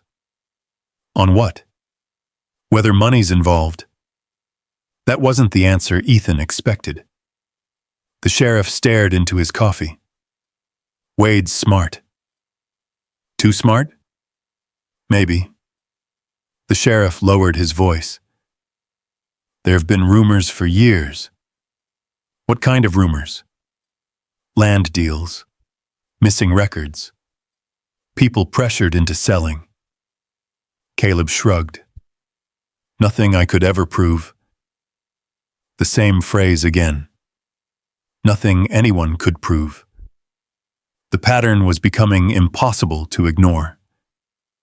That night, Ethan returned to the cabin more concerned than ever, and waiting for him was a surprise. A letter. No stamp, no return address, simply left beneath the door. Atlas sniffed it immediately. The dog didn't like it. That alone was enough to make Ethan cautious. Inside was a single piece of paper. One sentence. Walk away before someone gets hurt. No signature. No explanation. Just a threat. Simple. Direct. Effective. For a long moment, Ethan stared at the message. Then he laughed. Not because it was funny. Because after years as a Navy SEAL, anonymous threats felt strangely familiar. The difference was Atlas. The moment Ethan showed him the note, the German shepherd became restless. The dog paced, watched the windows, checked the doors. His instincts were screaming. Danger. Real danger. 2 days later, the situation escalated. Rachel called early in the morning. Her voice sounded urgent. I found something. What? A property. Whose? Holloway. Within hours, they were driving through a remote section of the valley. Atlas sat in the back seat. The roads became narrower, the mountains steeper. Eventually, they reached an isolated ranch hidden among rolling hills and dense pine forests. The property appeared abandoned. Weathered barns, broken fences, an empty ranch house overlooking a frozen pond. The place felt forgotten. Yet according to the records, it once belonged to the Holloways. Rachel studied a map. This location appears repeatedly in the journals. Ethan looked around. Why? I don't know. Atlas answered first. The shepherd suddenly jumped from the truck and moved toward an old equipment shed. Fast, focused, purposeful. Ethan immediately followed. The dog disappeared inside. Dust filled the air. Sunlight pierced gaps in the wooden walls. Atlas moved directly toward a workbench at the rear, then stopped. His nose pressed against a loose board. Ethan's pulse quickened. The same behavior, the same focus, the same certainty. He removed the board. Behind it sat a small metal lockbox. Rachel stared. You've got to be kidding me. Ethan wasn't surprised anymore, not where Atlas was concerned. The box opened easily. Inside were documents, dozens of them, property deeds, letters, legal records, and one item that changed everything, a signed affidavit. Rachel read it twice, then a third time. Her face grew pale. What is it? She looked up slowly. This is proof of what? Wade Mercer. Ethan froze. Rachel handed him the document. The affidavit described a decades-old fraud involving manipulated land transfers tied directly to the Holloway inheritance. Names, dates, signatures, evidence, real evidence, not rumors, not speculation. Proof. The original betrayal never ended. It simply changed generations. Someone had spent decades profiting from confusion surrounding the Holloway estate, and Wade Mercer appeared connected to the scheme. The realization hit hard. Everything suddenly made sense. The pressure, the surveillance, the threats, the break-in. Wade wasn't searching for treasure. He was searching for evidence. Evidence that now sat in Ethan's hands. Atlas stood beside him. The dog seemed unusually calm. Mission accomplished. Again. The discovery should have felt like victory. Instead, it felt like the beginning of something larger, something inevitable. Because now Ethan possessed the one thing Wade Mercer feared most: the truth. As the sun began setting behind the mountains, long shadows stretched across the abandoned ranch. The air felt colder, heavier. Rachel carefully packed the documents. Neither spoke for several moments. Finally, Ethan looked toward the distant mountains. What happens now? Rachel closed the lockbox. Her answer came quietly. Now we take this to court. The words echoed across the silent ranch. Court. Evidence. Truth. Justice. Everything was finally moving toward a conclusion. But Ethan knew one thing with absolute certainty. Wade Mercer would not surrender quietly. And before this story ended, the battle would become public. Because the truth hidden for decades was finally coming into the light. And there was no turning back. The hearing was scheduled for the first week of April. By then, winter had surrendered to spring across much of the Bitterroot Valley. Snow still clung to the highest peaks, but the lower hills had begun turning green. Creeks rushed with meltwater. Ranchers repaired fences. Birds returned to the valleys. Life moved forward.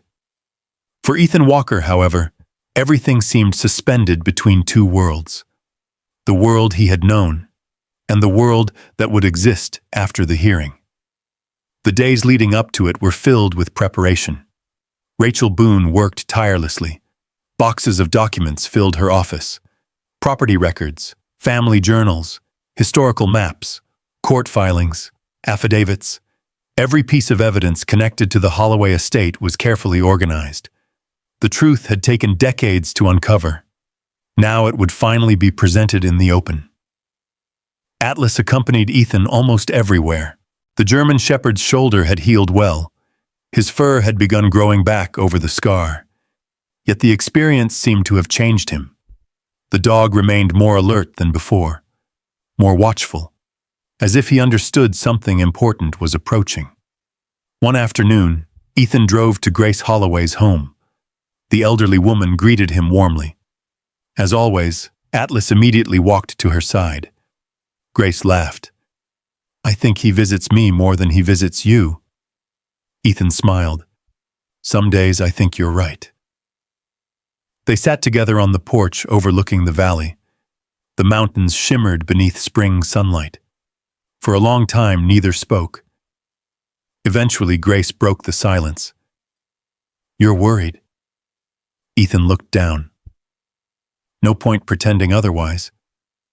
She nodded. "I've spent most of my life teaching children." A gentle smile crossed her face. "You learn to recognize worry." The words lingered. Then Grace surprised him. "Whatever happens, thank you." Ethan frowned. "For what?" "For caring enough to search."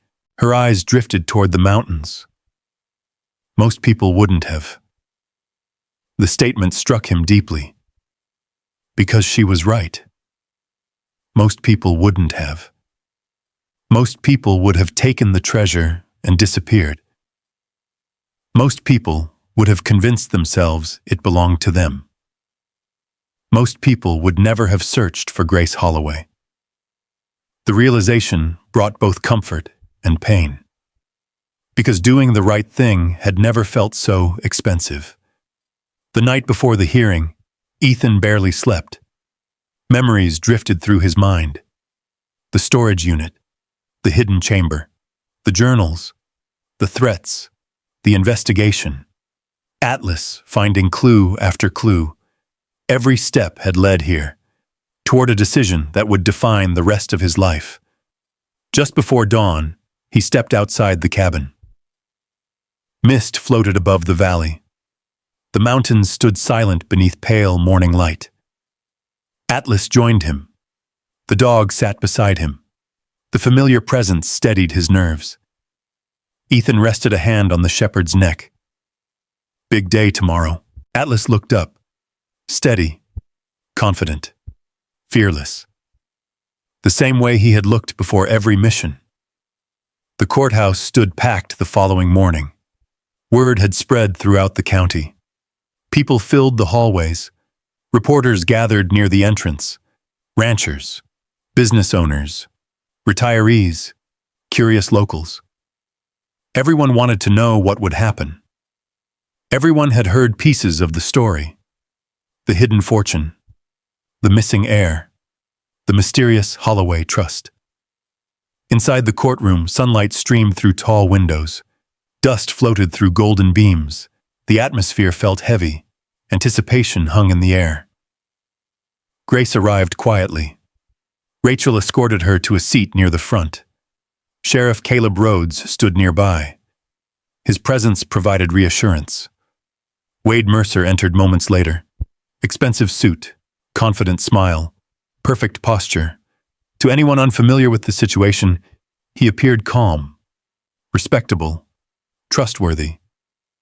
Yet Ethan now understood the difference between appearance and truth. Wade briefly met his gaze. The smile disappeared. Neither man spoke. The hearing began. Hours passed as evidence was presented. Rachel methodically walked the court through decades of records, property transfers, missing documents, family journals, the hidden trust. Each piece connected to the next, like a puzzle finally revealing its picture. The courtroom remained silent. Even the spectators seemed captivated. Then came the affidavit discovered at the abandoned ranch. The document changed everything. Rachel presented it carefully. Every name, every date, every signature. The evidence revealed how portions of the Holloway inheritance had been manipulated through generations, not through one dramatic act, but through years of quiet deception. The room seemed to grow still. Wade's attorneys challenged the claims, questioned the evidence, raised objections. Yet the documents remained. The records remained. The truth remained. By midday, the direction of the hearing had become clear. The evidence overwhelmingly supported one conclusion. Grace Holloway was the rightful heir. The hidden trust belonged to her family. The fortune had never truly vanished. It had merely been buried beneath years of confusion and secrecy. Then came the moment everyone had been waiting for, the moment Ethan feared most. The judge turned toward him. "Mr. Walker." The courtroom fell silent. Hundreds of eyes focused on him. The hidden treasure. The journals. The discovery. Everything began with him. Legally, there were arguments that could potentially benefit him. Opportunities, loopholes, claims. People expected him to fight for a portion, perhaps a large portion. Many assumed he would. After all, he had found everything. He had done the work. He had uncovered the truth. The opportunity stood directly in front of him. For a moment, the room seemed frozen. Ethan slowly rose. His heart pounded. He thought about the truck, the years of struggle, the cold nights, the lost ranch, the bills, the loneliness. He thought about everything the fortune could give him. Then he looked at Grace. The elderly woman sat quietly. Hope and uncertainty filled her eyes. Atlas, lying beside Ethan's chair, slowly stood.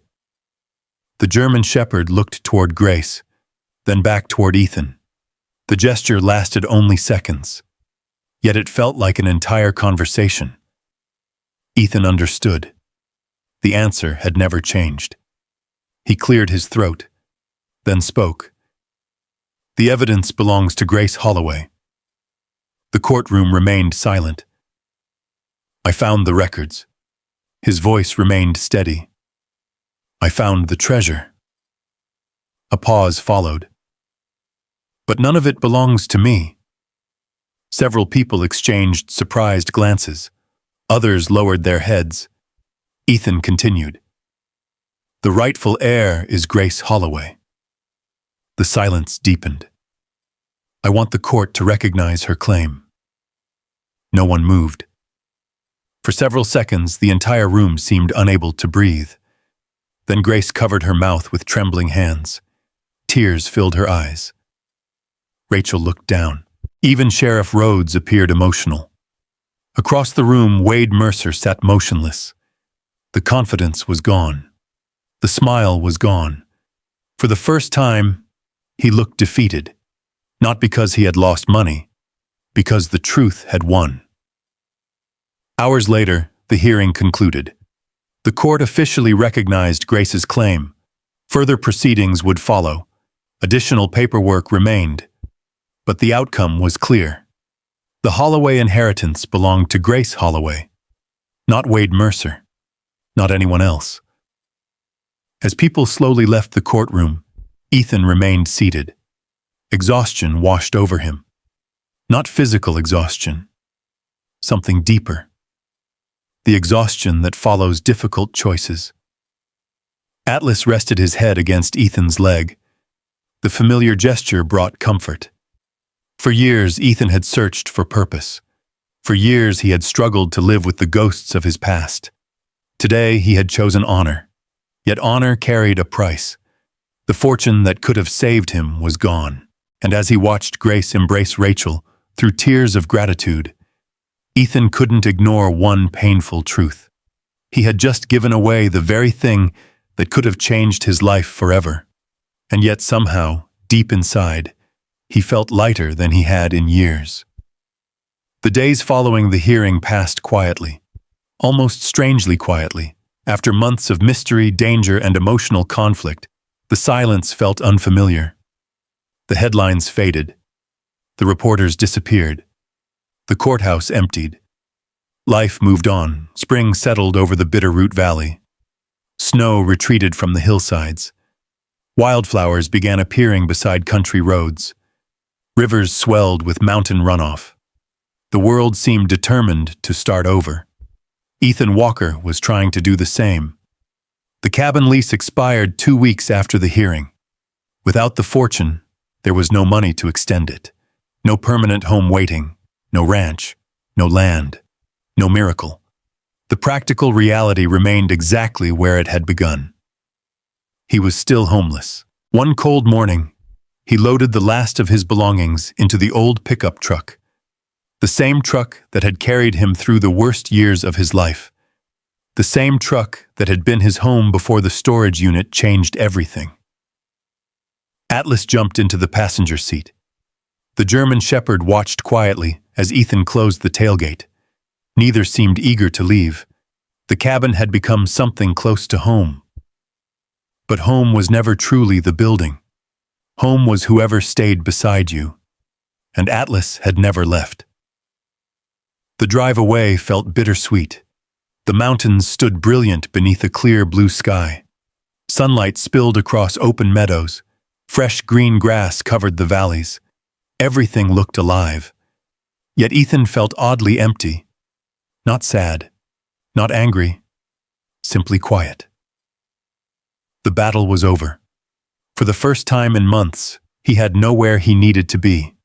No clues to chase, no hidden records to uncover, no mystery demanding answers. The mission had ended, and veterans often struggle after missions end. The stillness can be harder than the fight. That night, they parked beside a small lake north of Hamilton. The water reflected the stars. Pine trees surrounded the shoreline. Atlas lay beside a campfire while Ethan watched the flames dance. Neither spoke. Neither needed to. The silence felt different now. Years earlier, silence had been dangerous. Silence invited memories, nightmares, regret, guilt. Now it felt peaceful, healing. As the fire crackled softly, Ethan realized something surprising. He hadn't experienced a PTSD flashback in several weeks. The observation caught him off guard. For years, the nightmares arrived relentlessly. Some mild, some devastating.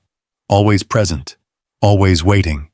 Yet recently, nothing. He thought about it carefully. The investigation, the purpose, the search for grace, the decision to do the right thing. Somewhere along the journey, a weight had lifted. Not completely. The scars remained, the memories remained. But something had changed. For the first time since losing Sarah, he no longer felt lost. The realization settled deep inside him. Atlas slowly walked over and rested beside the campfire. The shepherd's head settled across Ethan's boot. The familiar gesture made him smile. "You knew, didn't you?" Atlas blinked. "You knew where all this was leading." The dog offered no answer. Only loyalty. The same loyalty that had guided Ethan through every stage of the journey. The next several weeks passed peacefully. Grace occasionally called to check on him. Rachel did too. Sheriff Rhodes stopped by whenever he happened to be nearby. The small community that once viewed Ethan as a struggling veteran now treated him differently. With respect. Not because of the treasure, not because of the court case, because people had learned what he did, and more importantly, what he gave up. Word spread quickly in Montana, especially stories about character. One afternoon, Ethan stopped at the same diner where he had first overheard the conversation about storage auctions. The waitress, Linda, smiled when she saw him. "Coffee's on the house." Ethan laughed. "You don't have to do that." Too late. She poured the cup anyway. Several customers nodded respectfully as he passed. One rancher even shook his hand. The attention made him uncomfortable, but he understood what it represented. People respected sacrifice, especially when nobody was forced to make it. Later that afternoon, Ethan drove toward a familiar place, the abandoned lumber yard, the place where Chapter 1 of his journey had begun, the place where he and Atlas once slept inside the truck during the coldest months of their lives. The lot looked exactly the same. Broken fences, weathered buildings, rusting equipment. Only now the memories felt different. Ethan parked near the edge of the property. Atlas jumped down beside him. Together they walked across the gravel. The wind carried the scent of pine and fresh earth. Spring had reached even this forgotten corner of Montana. For a long time they stood silently, looking at the place where everything began. The fear, the desperation, the uncertainty, the loneliness. It all felt distant now, like another lifetime. Atlas wandered toward the old street lamp where they once parked during freezing nights. Then he sat, watching Ethan. The gesture made him laugh. "You remember too?" The dog wagged his tail. Maybe he did. Maybe he didn't. Either way, the moment felt important, a reminder, not of what had been lost, but of how far they had come. That evening they returned to the truck. The sky exploded with color as sunset painted the mountains orange and gold. The reflection shimmered across distant lakes. Birds crossed the horizon. The world looked peaceful. For the first time in years, Ethan slept deeply. No nightmares, no explosions, no flashbacks, no ghosts. Only sleep. Real sleep. The kind he once thought was gone forever.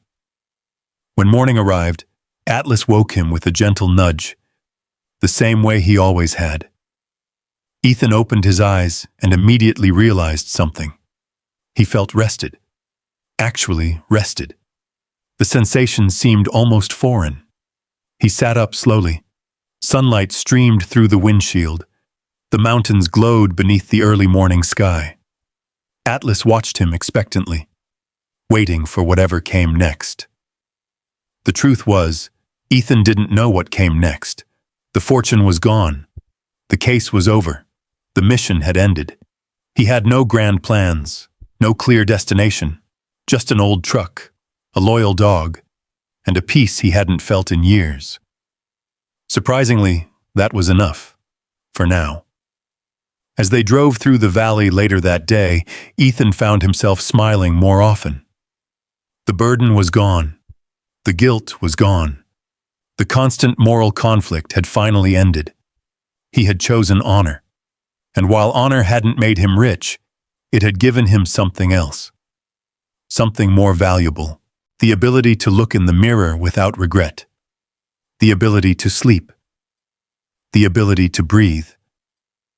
The ability to move forward. The audience might have believed the story was over. The mystery solved. The treasure returned. The hero back where he started. Even Ethan believed it. But fate wasn't finished with him yet. Because somewhere inside the Holloway family records remained one final secret. One final piece of the story. One final surprise. And it was already making its way toward him. The call came on a quiet Thursday morning. Ethan Walker and Atlas were parked beside a small lake west of Hamilton. The sun had just risen above the mountains. Mist drifted across the water. The world felt peaceful, almost untouched. Atlas sat outside the truck watching a pair of ducks glide across the surface of the lake. For several minutes, neither man nor dog had a care in the world. Then Ethan's phone rang. He glanced at the screen. Grace Holloway. A smile appeared immediately. He answered, "Morning, Grace." Her voice sounded different. Not worried. Not emotional. Excited. "Ethan, I need you to come by." The tone caught his attention. "Everything okay?" "Yes." A pause followed. Then she added quietly, "I found something." 3 simple words, yet they instantly transported him back to the beginning. Back to the storage unit. Back to the hidden chamber. Back to every mystery that followed. Atlas seemed to sense the shift immediately. The shepherd stood and walked toward the truck before Ethan even ended the call. Less than an hour later, they arrived at Grace's home, Spring sunlight illuminated the valley. Wildflowers bloomed along the roadside. The mountains rose proudly in the distance. Everything looked brighter than it had months ago. Grace waited on the porch. A wooden box rested in her lap. The moment Ethan stepped out of the truck, he noticed her trembling hands. Not from fear, from emotion. Atlas trotted up the porch steps and greeted her first. As always, Grace laughed softly and scratched behind his ears. My favorite visitor. The dog leaned into her hand. Content. Happy. Home. Inside the house, Grace carefully placed the box on the kitchen table. Rachel Boone sat nearby. She looked equally intrigued. Ethan frowned. What is it? Grace opened the lid. Inside lay dozens of family records recovered during the legal process. Photographs, letters, documents, and one envelope, a single sealed envelope, yellowed with age. The paper looked fragile. The seal remained intact. Across the front, written in elegant handwriting, were the words, "To the guardian who restores what was lost." The room fell silent. Ethan stared. Rachel stared. Even Grace appeared overwhelmed. Atlas sat quietly beside the table, watching, waiting, almost as though he already knew. Grace swallowed hard. We found it hidden behind a false panel in an old family desk. Her voice shook slightly. It was discovered after the estate records were returned. Ethan felt his pulse quicken. The words on the envelope seemed directed at someone. Someone specific. Someone unknown. Until now. Grace carefully broke the seal. The paper inside crackled softly as she unfolded it. Then she began reading. The letter had been written by one of the original Holloway patriarchs decades earlier. The handwriting remained remarkably clear. The message was simple, direct, powerful. The writer described the growing betrayal within the family.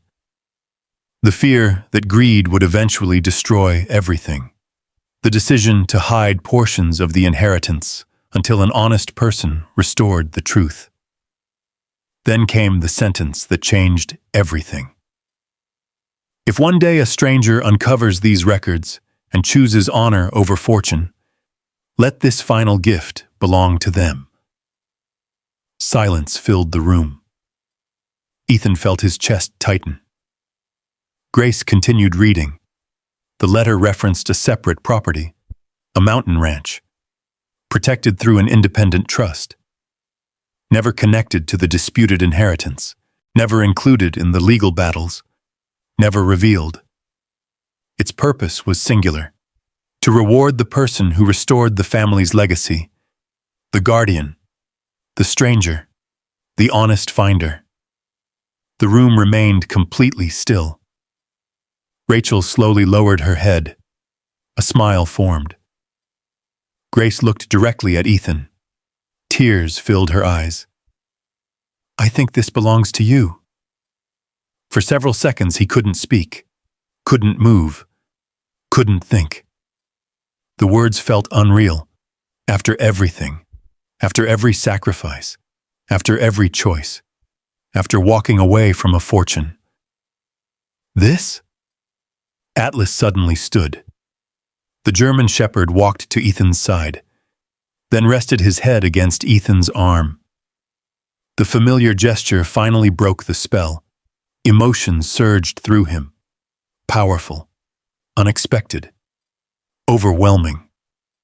Not because of the ranch, not because of the trust. Because for the first time in years, life no longer felt like something he was surviving. It felt like something he was living. Several weeks later, Ethan stood at the entrance of the property. The mountain ranch stretched across rolling hills overlooking the Bitterroot Valley. The view was breathtaking. Open meadows, towering pines, a winding creek, a sturdy ranch house weathered by time but filled with character. Everything glowed beneath the golden light of late afternoon. The trust fund attached to the property wasn't enormous. It wasn't meant to create wealth. It was meant to create stability. Enough to rebuild. Enough to begin again. Exactly what Ethan needed. Nothing more.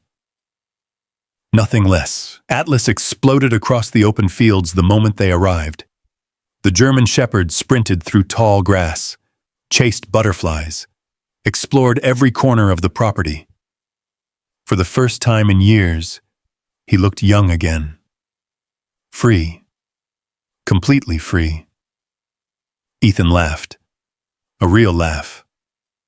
The kind that comes from deep within. The kind he hadn't heard from himself since Sarah was alive. Months passed. Summer arrived. The ranch slowly transformed. Fresh paint appeared on the house. Broken fences were repaired. Fields were restored. Neighbors stopped by. Volunteers offered help. The community that once viewed Ethan with sympathy now viewed him with respect. Not because he had gained a ranch, because they knew how he gained it. Through character, through sacrifice, through honor. One evening, Sheriff Rhodes drove up the long gravel road. He climbed from his truck and stared across the property. Not bad. Ethan smiled. I've seen worse. The sheriff laughed. Most people spend their lives chasing luck. He glanced toward Atlas racing across the pasture. You earned something better. Later that same evening, Rachel arrived for dinner. Grace came too.